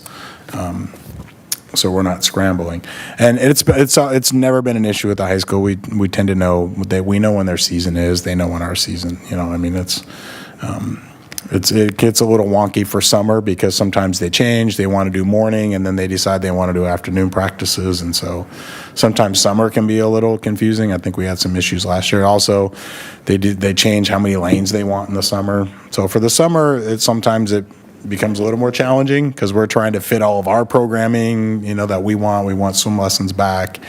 We want all of our teams, and then we have laps and we have everything, and then the high school, and so it's a little bit more challenging in the summer. But again, we do want to be good partners with them, and we do always want to give them priority. We did have, a little, I think there was some miscommunication with the middle school. I think they were, were under the impression that we weren't giving them priority, but again, it was because it was high school time that they were requesting. And so it got straightened out, and we got that figured out, and it's all good now. But yeah, I think the new one, we cleaned up a lot of that stuff. We cleaned up the facilities that are available at the back end. We were going to provide, and we're asking the school district to provide current MOUs because, there is, if you have an MOU with someone, they also get a certain level of priority and access as well too. So like for us, it might be our adult sports programs, historical society, the Little League, ASO, things like that. They also get a certain level of priority in the pecking order. I mean, the high school is always going to come first, or the school district, but yeah. So, because it happens to us sometimes too, where we make requests and things aren't available. It can be a challenge sometimes. So I will say, back in '99 when I moved here, and I lived in an apartment off of Duquesne, I did take a yoga class that was in one of the high school rooms. I don't remember which room. It's been a few years now, 26 years. So.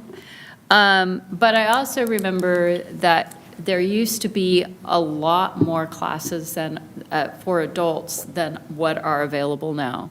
There used to be offer of painting, of singing, of all kinds of different classes. And some of these were only like a couple of weekends, so it was like so many hours on one weekend and so many hours on another weekend. And we just don't, of course, once the pandemic hit, all of that went away. I don't remember where those were because I'd never taken any of those, but I do know that we specifically did have use of these different classrooms at the school. Mind you, this is 26 years ago, so long before 2012. The other thing that I remember too is when my child was very young, I would on occasion stop after school was out, and we would actually go to Linwood Howe Playground. Usually when I went to the farmer's market on Tuesday, then we would stop and be in the playground. And I don't know if Linwood Howe is even, that playground is even open to the public anymore, other than after school, is it? Because we didn't mention that. On I'm just weekends it asking. is. Okay. Yeah, after school we have programs in there, but Okay. weekends and summer? No, just weekends. Okay.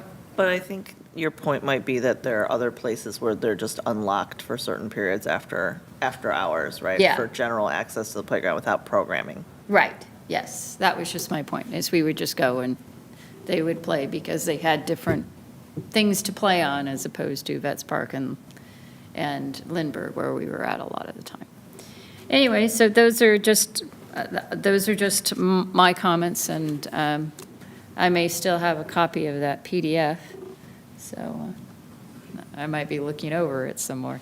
Anyway, that was it. Vice Chair Peters?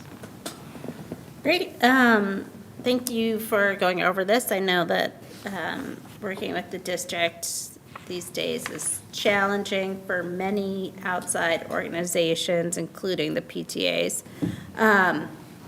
And one thing I was just thinking about is, again, thinking about the Parks Master Plan is, if we ever get money to do, like redo bots, let's say, we probably want to make sure that we could maybe have more access to those fields for Little League and AYSO. I know AYSO uses a lot of the high school fields, some of which I put in quotation marks, because that creek field, there's sometimes some gophers out in the middle of the soccer game.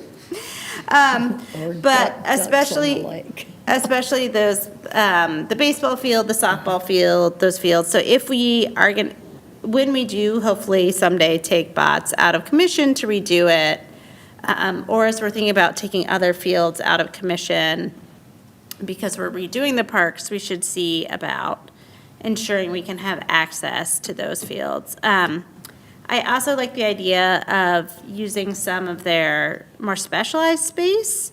So I know when we talked about the fees that the ceramics class is super popular. And so if we could use like the school's ceramics room, which I'm pretty sure they have, or other sort of more specialized space, that might be somewhere where we could get some access and be able to offer, say, another weekend or an evening ceramics class, since those are super popular. Like things like that that are more specialized that we don't have a lot of might make sense to ask for more use. But I think just in general, I know CCUSD is a real challenge to work with these days, so good luck. And have fun with that. And I say that with love as somebody who's a member of 2 PTA boards, that I know it's a challenge. So, and I'm glad that you are fighting the good fight. Thank you. And thank you for bringing this forward to our current configuration on the commission, because I think it's important for them to understand that this is a potential tool that we can use for our programming, and in particular, how it ties in to discussions that were had at the time that the Parks Master Plan was put together, because I know our consultant was saying, yeah, you know, we don't have a whole lot of new spaces, but sometimes the low-hanging fruit is to work with your local school district to find the kind of spaces that you might need. So one of the questions that I have about the new joint use agreement is that you mentioned it's going to call out more specifically tennis courts and fields. If there are, if other areas come forward within the 5-year window of that current agreement, once it's adopted, that can still be part of a discussion. It doesn't have to be put in this particular document. Is that correct? What do you mean it doesn't have to be put on you mean having access to like the tennis courts and the? Or anything. I thought you said you were going to specifically call out the tennis courts and the track. Right. Yeah, they're actually in the draft Yeah. that, was originally submitted for discussion. I had added that because it's not in the current one. Okay. So when we were having these discussions 2 years ago, when I was working on this, we were talking about increasing access to certain amenities. I'll just, like you mentioned, I recently attended a study session talking about joint use agreements and, how to make them successful. And, it was the main topic of discussion is that most joint use agreements are so that you can create, like you talked about in the master plan, creating more park space in areas that are park poor. So, when you've got like areas in like, say, like LA, for example, where you've got maybe a school that has an open field on it, that's part of the school property. It'd be like if let's say Blanco, if all that grass area was technically school property and not city property, then yeah, we would need that joint use agreement so that we could get access to it, because most schools want to be closed. They don't want to be open to the public. They're meant to keep people out and keep kids in, not necessarily be open. So unfortunately, none of our really elementary schools, and they also said not to focus on high schools because high schools have so many sports and activities and that it's hard to get access to high schools. So focus on elementary schools, but most of our elementary schools either don't have open space and rely on our parks for their open space, like El Marino or Blanco. They rely on our park for them, so really that's more for their benefit, as opposed to if we had like one of our park poorest areas is on the other side of the freeway, more towards Culver West. There's no elementary school over there, at least not in CCUSD, that would allow us to get open space for that area, so that could be used for a park or open space. So that's kind of difficult and challenging on that aspect for us, as far as using that as a way to increase open space. Right. Because the school district here doesn't really have any. But there is the opportunity of spaces within their facilities, as was discussed. Right. If we determine, and I know one of the items on the work program for this upcoming year was to sort of look at the programming that we have in classes and all of them, whether we provide it or contract classes and that whole mix. Having, if it is needed, additional spaces or spaces that make more sense to areas that may receive fewer opportunities put on for the department for all the reasons that we've just discussed here. So that's encouraging. One of the things regarding the tennis court area at the high school, they have a number of courts, and then there was at the end of the line of tennis courts that looks like, I don't know what, it was like a court that went fallow or something like that. That's what it looks like. I don't know about the possibilities. I'm not suggesting that we go there to create like a grass court or a clay court, but is there something that could be done with that space to actually make it usable? I had previous conversations with the previous superintendent about putting pickleball courts there. That's where my brain was Because also going. high Yes. school, high school kids are starting to like pickleball. Yes. He seemed really open to it if we could find the funding, because they don't have the funding. So that's something I can bring up with the new superintendent when we have a meeting. But I think that would be a good use of that space. If we could somehow identify funding to maybe, but I think we can fit maybe 2 courts there, or at least 1, but I think 2. I'm not sure. I'd have to look at the measurements. But Yeah, I mean, if it was a big enough space for a regulation tennis court, I mean, it's a little tight, but you can fit in 4 pickle courts. Looking at it, I don't know that we could fit 4 in there, but I think we could fit 2. And I think the group of pickleball people that communicate with me frequently, I think when they went over there and did their little like kind of mock-up, I think they recommended 2, like end to end. Again, I encourage the pickleball community to do just like the people did, I'm going to say it again, for the dog park, to create some kind of nonprofit to do some fundraising to be able to help with these things, because I know we would like to, and we have an envisioning to do that at Tellefson's Park, but we have a lot of other things to do too. So if they can help us, we could find the spaces. There was a joint group agreement. This seems like it would be a winning situation for all parties if we could make that work there.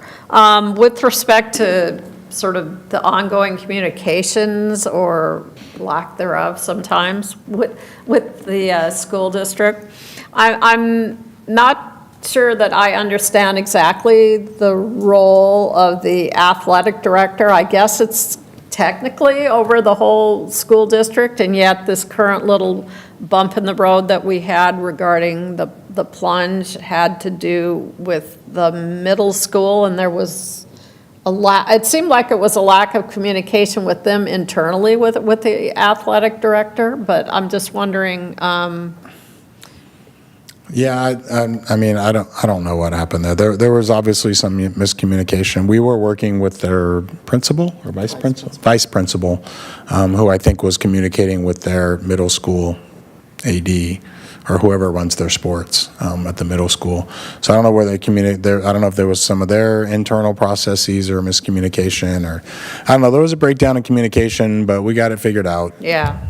I'm just underlining for any of the community who's listening here. Right. Again, there was some time during the last year, I think, that we went over all the facilities rules in terms of the prioritization when people can make reservations and all of that, and it was very clear how things were outlined with respect to the unified school district, so that there was no attempt to deprioritize them, and in fact, the PRCS staff went above and beyond considering the lateness of the request to try to make it work for them, so I'm glad that that had a successful ending, but it just points out the importance of at least knowing who all the new actors that they have in the school district, and I'm not exactly sure what role that she will play in it, but I've heard a lot of good things regarding their assistant superintendent for business services, who I believe is the point person that deals with things and facility usage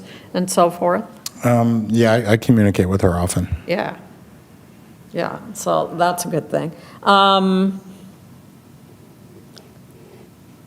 And I guess the only thing that I can say, and I know it's hard for them to schedule, but whenever the joint committee is going to be meeting again, they meet at 4 o'clock in the afternoon, which is not, if they're going to have an item on there regarding school things, it's not very accommodating to people in the school districts who may want to understand how how a joint use agreement might work well for their kids in the school district and also as residents. It's just, it's not the best kind of thing. I know, I've gone to these meetings, and sometimes I'm the only person in the room because they find the smallest meeting space in City Hall, and it's at 4 o'clock in the afternoon. So that's really just not very accommodating. So I'm very pleased, and I thank you for bringing forward this explanation, at least at our meeting, so that people can begin to understand the opportunities for both the city and the school district.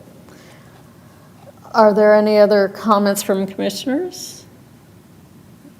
Is there any other staff comments at this point, other than, yes, I would like to know when, I try to make sure, and I usually get the schedule announcements, but when the next joint meeting is going to occur. That would be great to know. Is there a motion to approve this item? I'll motion to receipt and file a report on the joint use agreement between Culver City and the Culver City Unified School District. I second.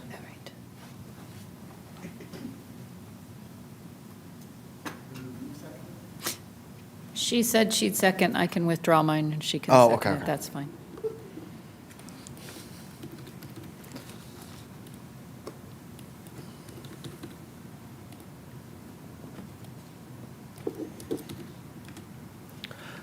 So I have a motion by Vice Chair Peters, seconded by Commissioner Chen, to receive and file the report on the joint use agreement between Culver City and the Culver City Unified School District. And you may start voting. And the votes are in, and that motion passes unanimously. Thank you. Moving on to item A4 regarding receipt and filing of updates from our various subcommittees and outside associations. Is there any public comment on this item? There is not. Okay. Then we'll start off the list with the Senior Association Board. Okay, I attended the Senior Center Board meeting on the 8th of September. They talked quite a bit about the ping pong tournament. Everybody seemed very excited about this. And it's only open to Senior Center members, and it's going to be officiated by Pong Fit. And they wanted to make sure that everybody went over the rules and they were posted so people knew what was going to happen. Yeah, and the ping pong tournament was September 17th. Started it was the week of September 17th. Then they were going to have a pool tournament week of the 21st. So they were very busy this past month of September.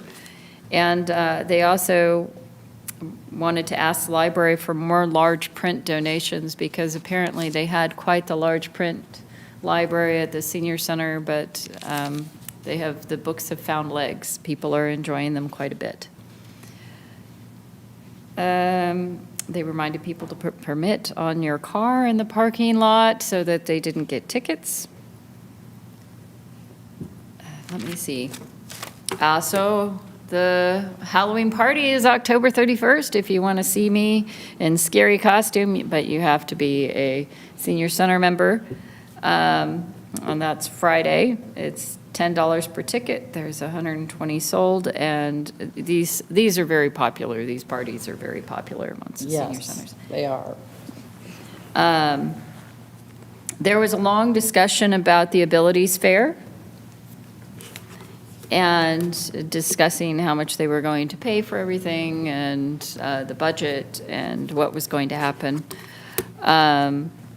They've been doing orientation classes in the pool room, and there happens to be a 97-year-old that is, I guess, learning to play pool. Also, on the 17th, part of their tournament was going to be with the Culver City Fire Department. So that they were very excited about this because there was going to be a competition between the fire department and some of the sharks, the pool sharks over at the senior center. And they wanted to have a meeting with LAC to get monitors for the fitness room. Their membership is now over 3,500, which they were very happy about. They do, I'm not sure how often they do trips, but they were talking about a couple of trips that they were going to be taking this next month. I mean, in September, one was to the Carpenters, which was a play, another was Beach Boys. And of course, elections, they had applications at the business desk. I believe that's closed now, that you can't get applications anymore, but the elections will be from November 3rd through the 7th, and there are 5 spots available. And apparently they need more furniture in the boardroom. And they adjourned at 2023 at 2:23 p.m. I know we needed to have that information. Thank you. Next, we have the Culver City Arts Foundation, and I know that the Arts Foundation actually appeared at the meeting where there was the discussion about how they're going to be dialed into this effort for the Olympic Games related to the New Zealand House. So I don't know if if you have any information on that, that would be good to hear maybe for the next time. Yep, so I went to their September meeting, which was not last Wednesday, it was the Wednesday before. It was an extremely busy meeting because they had a lot going on. They got a presentation by LA Goal, which is about a group that works with the developmentally disabled about their arts program. They talked about the New Zealand Hospitality House at that point because the deal had not fully been signed. They talked a lot about going back to the council meeting to advocate for it. Then they had several important agenda items. They approved their new MOU with the city, which talks about, in part, funding. So what the Arts Foundation funds, what the city funds, what the staff is, all those items. They approved a fund for, in the Arts District, you've probably seen the metal tree surrounds. They're like metal signs that surround the trees there that are in bad shape. But they want to pay for a fund to renovate them, create new ones. They had approved a grant for the Asian World Film Festival, approved a grant for a book author event, approved grants for their artist emergency fund and request system. Then they had a lot of activities. This past Saturday, there was the Tito's Fiesta Mexicana that they get a lot of money from, and so they were talking about volunteer sign up and everything for that event, which I did not go to because we had tickets to the Hollywood Bowl, so I didn't end up going. I've never actually been, even though it's around the corner from my house. One of these years I'm going to have to go. Another key event is the Art Walk and Roll is October 18th, so there was a lot of discussion on the plans, the volunteer sign up, everything that had to happen with that. They have regular artist meetups, so they were talking about planning their artist meetups. Their holiday party planning went on for a long time, which I was like, why don't we have a holiday party? Maybe think about that. And then finally, their last major piece of business was talking about all the various city surveys that are coming out and encouraging people to answer these surveys. So they had a lot going on, and it was a longer meeting to try and figure out all the volunteering for the Fiesta Mexicana and the Art Walk and Roll and all these other plans. I will say, if anybody else is interested in maybe taking over this, it now is the case that usually the weeks that they have their meetings, I have PTA board meeting Monday, Arts Foundation Wednesday, and another PTA council meeting on Thursday. So if anybody else on the board or on the commission would like to take over being the delegate, I would be more than happy to pass the baton on, but I'm also happy to stick with it. But if anybody has more bandwidth in their life, I would be happy to turn this over. You keep looking at me, but I'm No, already, I'm just looking already down. on two. You're already on it, yes. I was just going to say regarding, why don't we have a party? I said sometimes I think that people think that's all we do because we're the party in the fun department, putting all these neat programs out there for the community. But yeah, that's good. I guess if we were to make any changes to the structure of these subcommittees, it would be during this particular item, is that correct? Correct. If you wanted to change who the delegate was, you could do that at this time.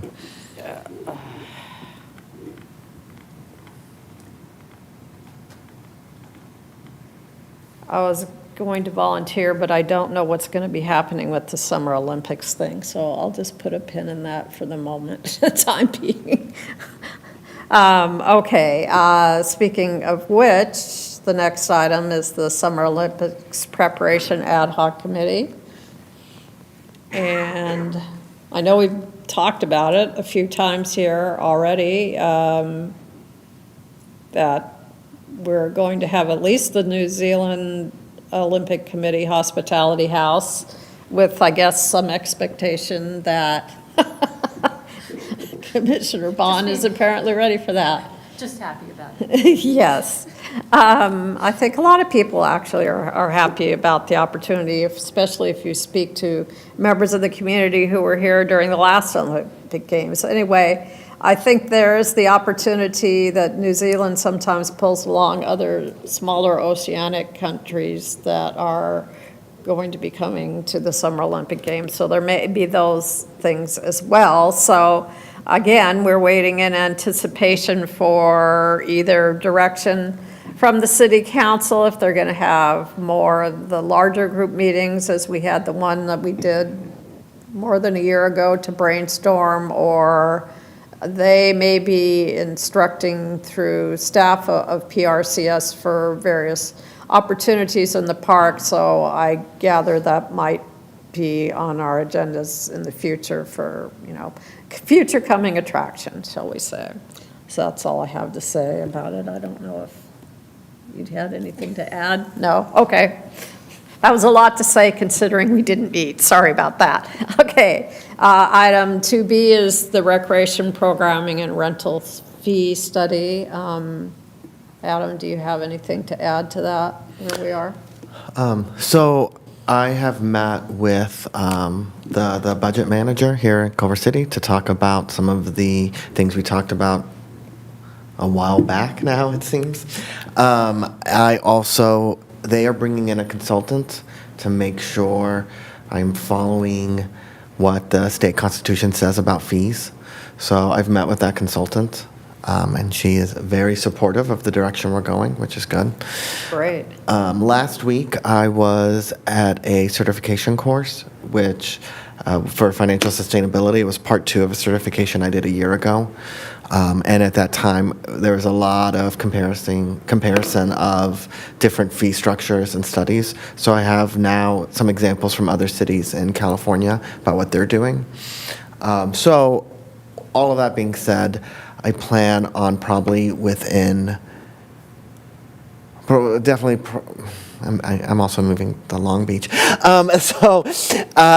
Hopefully before November, I plan on meeting with the subcommittee. I also want to meet with the 2 managers and the director. So I kind of want to maybe do a joint meeting. So you will be hearing from me soon to give kind of an update, changes in some of the direction I was doing, and and what the future timeline is. Okay. Great. And the plunge procedures ad hoc subcommittee, I guess we decided at our last meeting to continue having this until we go at least through the time period of the changes to the drop-in at the pool, but I don't know that necessitated the subcommittee meeting.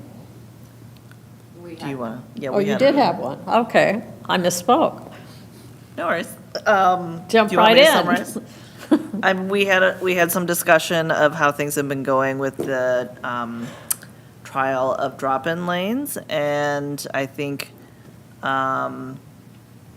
so far there's been some demand, but maybe less demand than what was initially projected. There was some discussion about marketing and survey responses, and then a lot of discussion about sort of potentially other barriers to a drop-in lane culture, I guess, for lack of a better word, in terms of just some like the choice of the lane in terms of, what other barriers are there for ladders, how people use the different lanes, and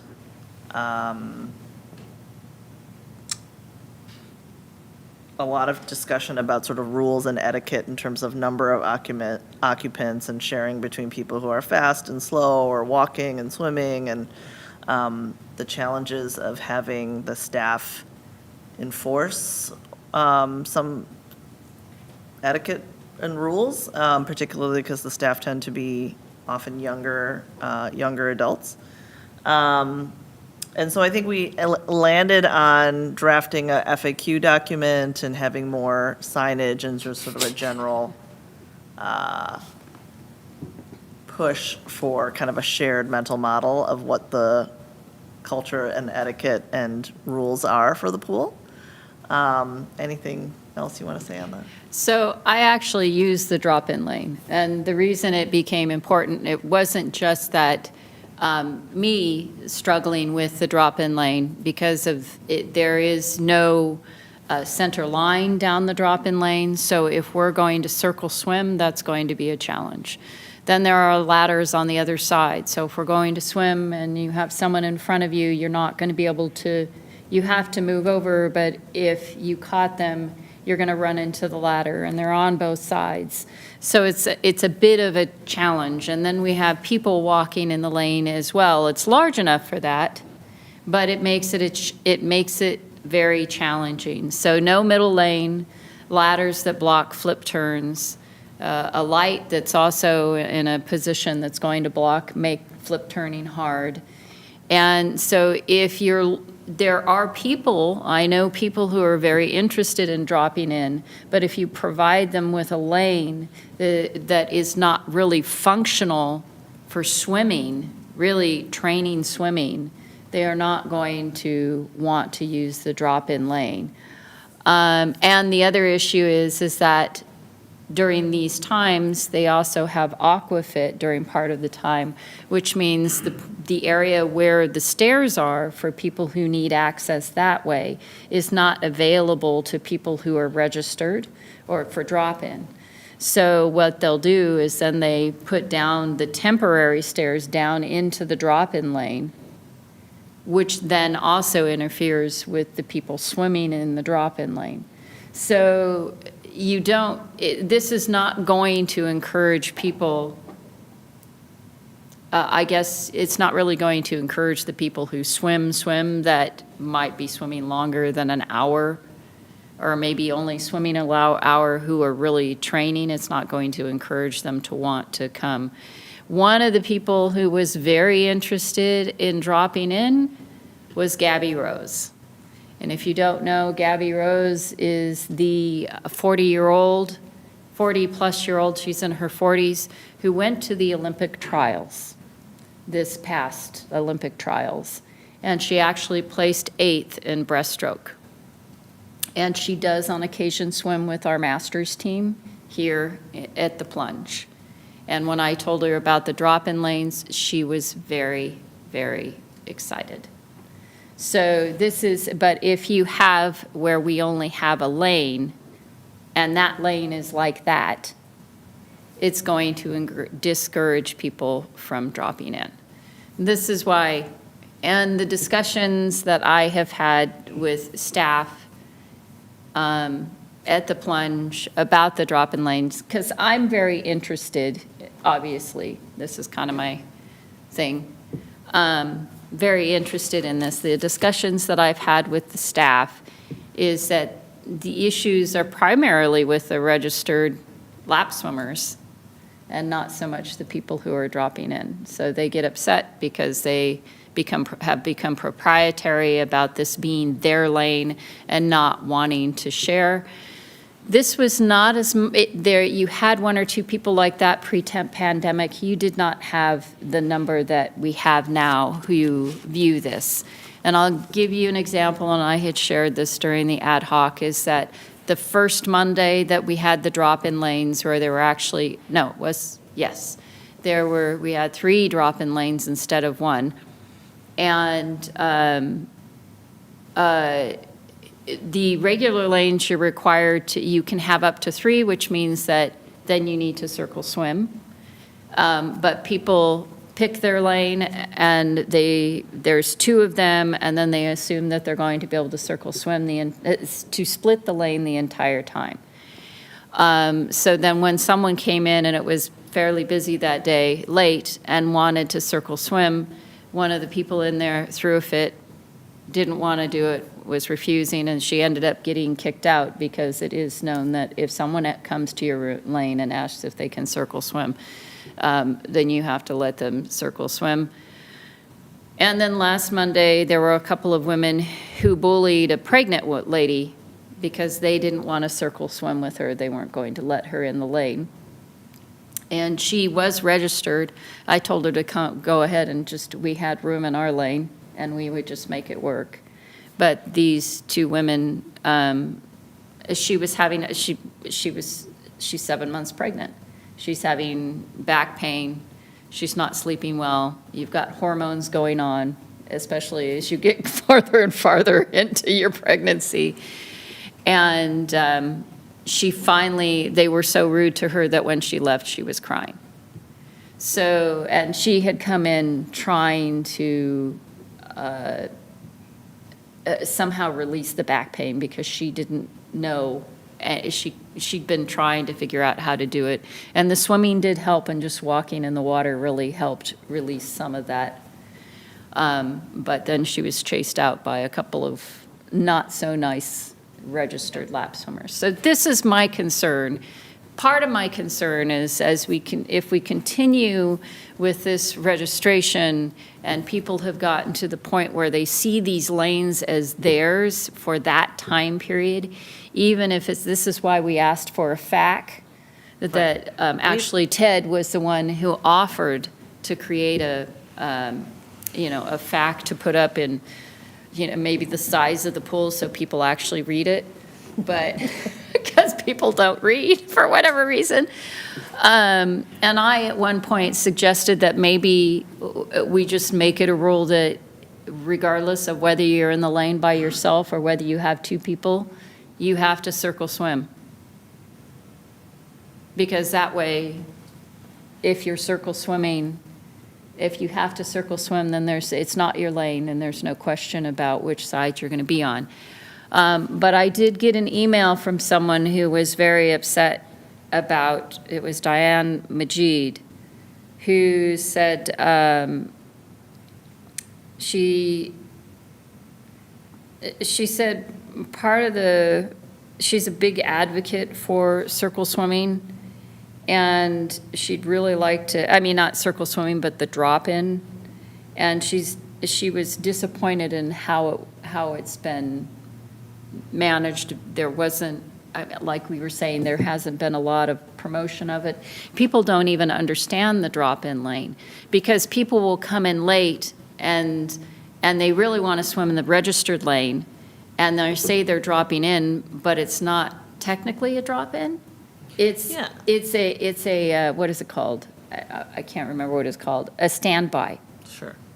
And so I've gone in and said, I want the drop-in lane, and then they'll give me the standby. So I'm not sure how we're going to get the numbers of the number of people in the drop-in lane, and I don't know how they're also moving the drop-in lane, so I might be in the middle of a set, and I have to get out of the pool to move to another lane in order to finish that set. I'm just saying, these are some of the things that I'm seeing when I go there. And I'm going because I'm interested into seeing how this is working, if there's more people swimming. But she was also saying she really wants to drop in, but you have someone who's swimming really, really slow, and then you have someone walking, and if she wants to swim more, it makes it challenging to work if you only have one lane. Whereas when we used to have drop-in all the time, you could see the different speeds of the swimmers before you even got in the lane. Whereas now at the top, if you go every time at the top of the hour, you don't know what the speed of the swimmer is going to be until you actually get in the lane. So there's a lot of downsides, but go ahead. I know I'm talking. This is my passion. And I very much appreciate that. And then you bring very powerful anecdotes that have a lot of details that really help me as a non-swimmer understand what the challenges are. And I do think, Director Stevens gave us a lot of time and listened a lot. I think that there is a commitment to try to keep moving forward with exploration here. So I think that's why we met, because there is still work to be done. I just think, there's the voice of the swimmers, which is very important. I think what sometimes doesn't come out quite so much is how can we support the staff to create the environment that you want. I know you've mentioned that sort of pre-pandemic there wasn't these problems, but this is the secular trend, right? Across all industries, you go out to eat, you go to the doctors, you go to wherever, like, people are behaving badly. We've stopped. So we have to deal with what that reality is now to support figuring out how to reset, to create the shared environment that we want. And I think, you're great at providing a North Star about sort of what we are trying to achieve. We've got to give them some time to do the. No, I understand that, and I do actually swim at some pools around the area that have drop-in. So Santa Monica has drop-in. Sure. But everybody's, the circumstances are different. We have a different size pool and a different population and a different staff and a different. Sounds like a learning process for everyone. Right. Great. Okay, I think that's all of them.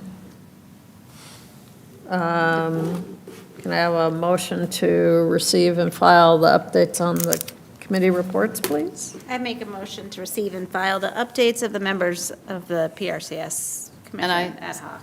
Blah, blah, blah. Second.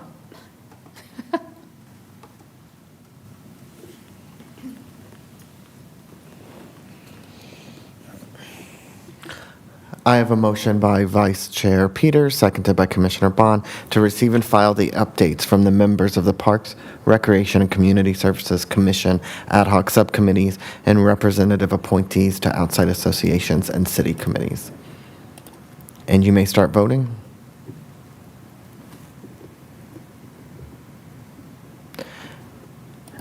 And the votes are in, and that motion passes unanimously. Okay, moving on to A5, which is our, looking at our meeting calendar and agenda item lists.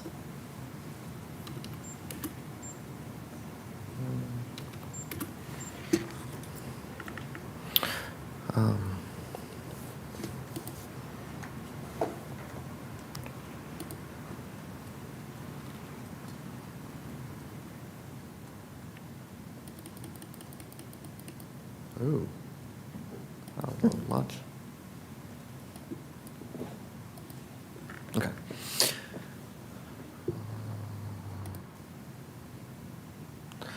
So you have two more meetings in 2025. It's on November 4th and December 2nd. For November 4th, right now, we are going to review and approve all the 2026 PRCS Commission meeting dates. So please remember to bring your calendars that date. You've also agendized a possible election impacts based on the past election of the sales tax. And we are bringing a presentation on the 2025 Fiesta La Bayona with discussion of programming. And then in December, for the newer members, it is City Council requires that we do reports twice a year to let them know what the commission is focused on, what you all have been working on. So we will draft that biannual report that will cover the period from July to December. And then, as has been kind of referenced tonight, October is Disability Awareness Month. So we have a bunch of activities that are happening. So we will present all the activities for the month at the December 2nd meeting. And then you all have also agendized the beginning of a discussion on your budget letter for the budget presentations to City Council. Some things that are up for discussion that haven't quite been assigned a date yet. So once we have more information on the sponsorship and partnership policies from City Council, we will bring those back to you to let you know what City Council decided. I can give you a brief update on Culver West Alexander Playground. We are doing one last community meeting on October 23rd at Culver West Park. And that will probably, hopefully, be going to City Council in November. I'll have that confirmed before your next meeting, and then we can give you a full update after that date. So we'll be able to schedule maybe in January for a good timeline for when that project will be completed. Also, staff will talk about when we can get this last item agendized, but that you've requested a presentation on the youth sports programs, where it is, but also include a discussion on the field conditions as it relates to the youth sports programs. So we will discuss where that can be in the new year. Going to City Council for the next meeting, which is on 10/27. We've been working on two requests for proposals, and both of them are going to be moved forward with a proposer selected. So one is for the high mast lighting retrofit for the fields and courts, and then the other one is for resurfacing various courts and parks. One last item we have on the 10/27 is possibly we have a contractor who oversees the maintenance of the Japanese garden, and we're raising that contract so that they can fully do the maintenance that they need to. So that is also going. So that is your upcoming calendar, and you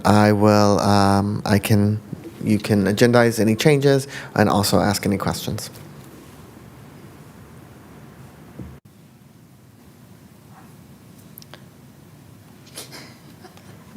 I have a hard time asking individuals on this one. Just go ahead if you have any questions or suggestions for new agenda items or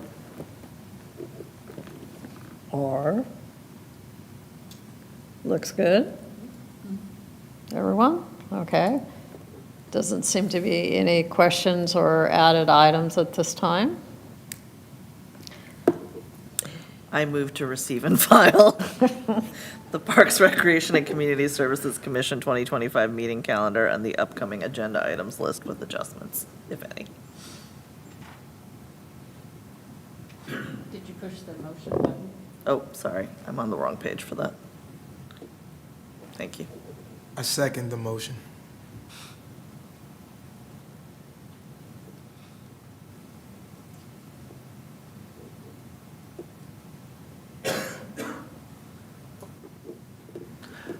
I have a motion by Commissioner Chen, seconded by Commissioner Whitaker, to receive and file the Parks, Recreation, and Community Services Commission 2025 meeting calendar and the upcoming agenda items list. And you may start voting.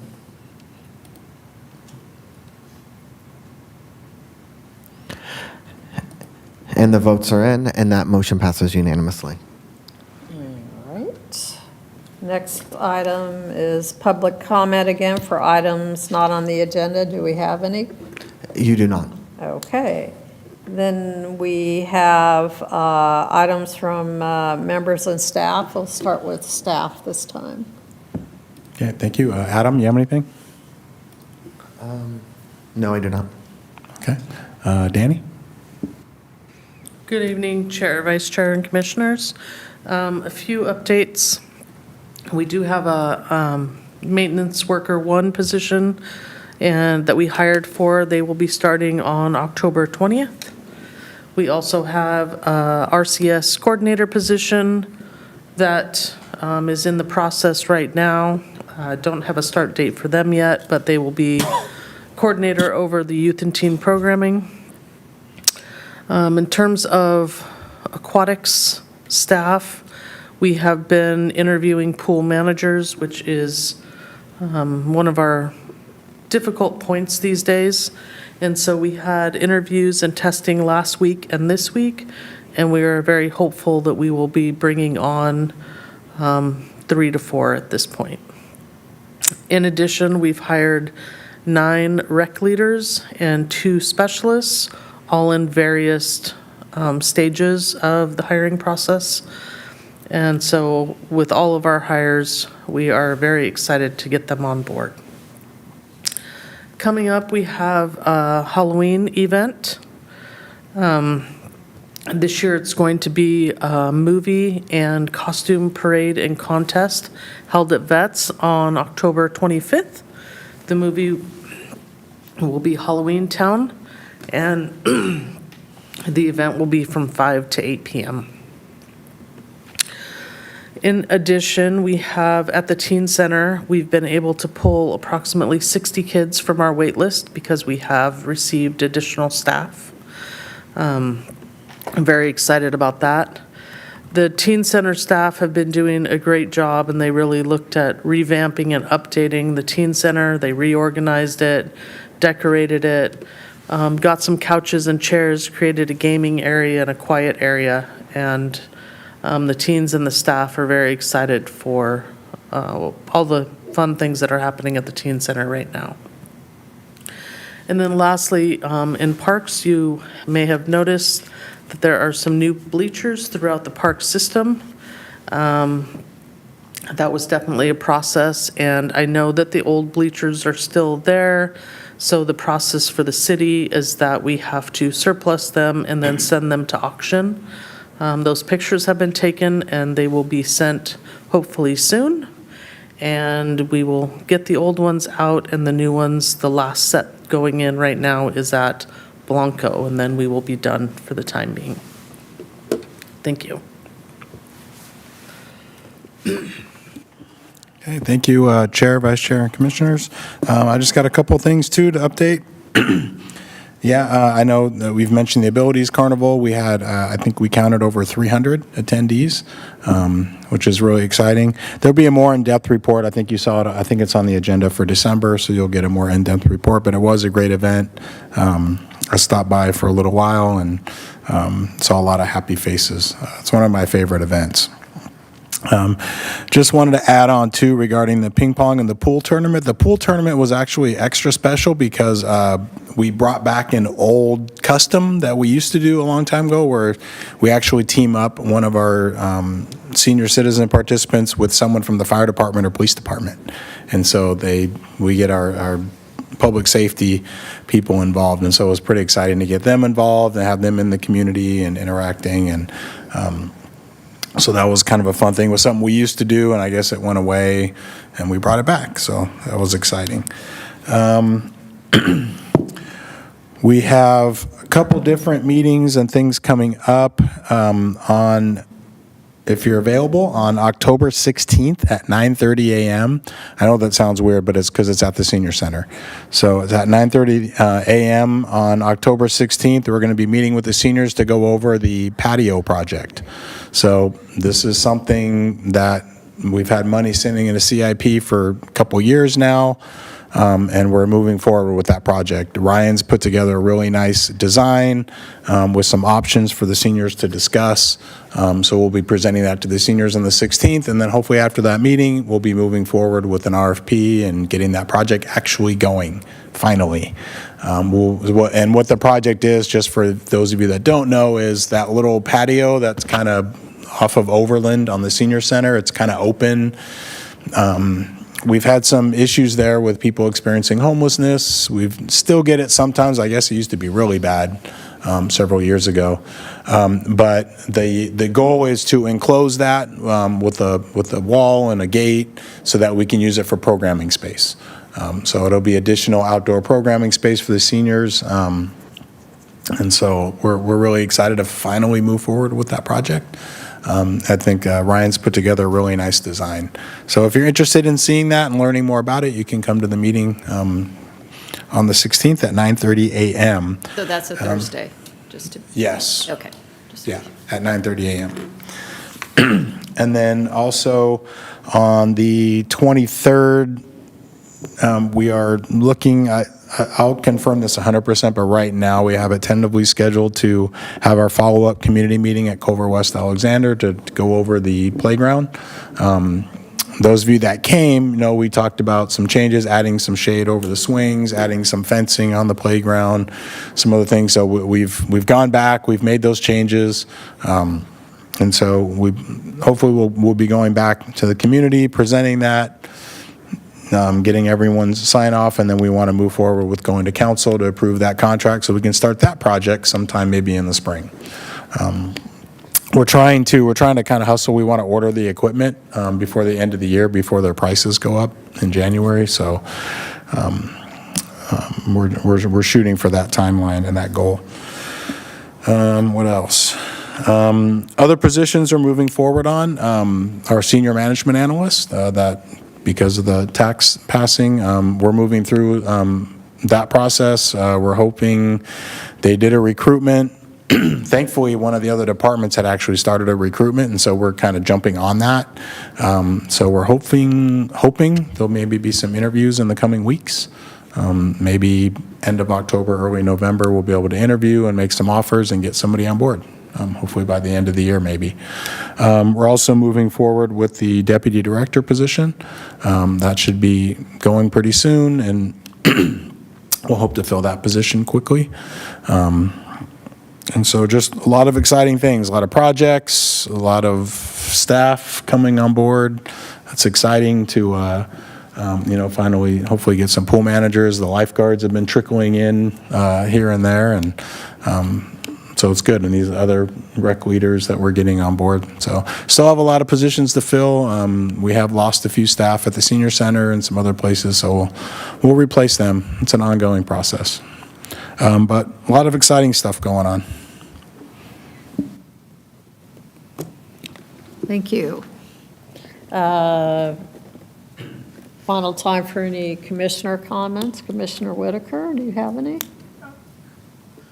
I just say PRCS staff, as always, you're doing a wonderful job, and it's always fantastic just to hear all the happenings and all the things that are going so well, and it's a joy to even live in a community that's clearly thriving in a time where other places are having much, much harder times. So I just like to, once again, always, extend my gratitude for all the hard work and dedication that you put into it. Thank you. Commissioner Chen, No further comments, thank you. Commissioner Bond, No further comments. Vice Chair Peters. I just want to say the teen center is, I know it's still in process, but it's looking cool. The new TV looks cool, so that's awesome.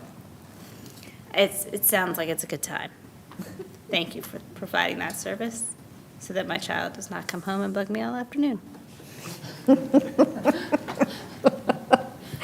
I should have written this down, but maybe somebody can look it up. There's going to be a community meeting to discuss the locations for these kiosks. Oh, the new digital kiosk. Yes, the digital kiosks, right. I just wanted to call that out as something that the community may be interested in being involved in, but I forgot to write down the actual meeting date on that. It's coming this month, I believe. And other than that, I will second the comments made by Commissioner Whitaker. It's always fun for me to talk to members of the community about the changes and upcoming programs that we hear about here on the dais that they may not have heard about or not have been aware of. So the more information that we can get out there, the better. Other than that, I do not have any other comments. Is there a motion to adjourn this meeting? I motion to adjourn. I'm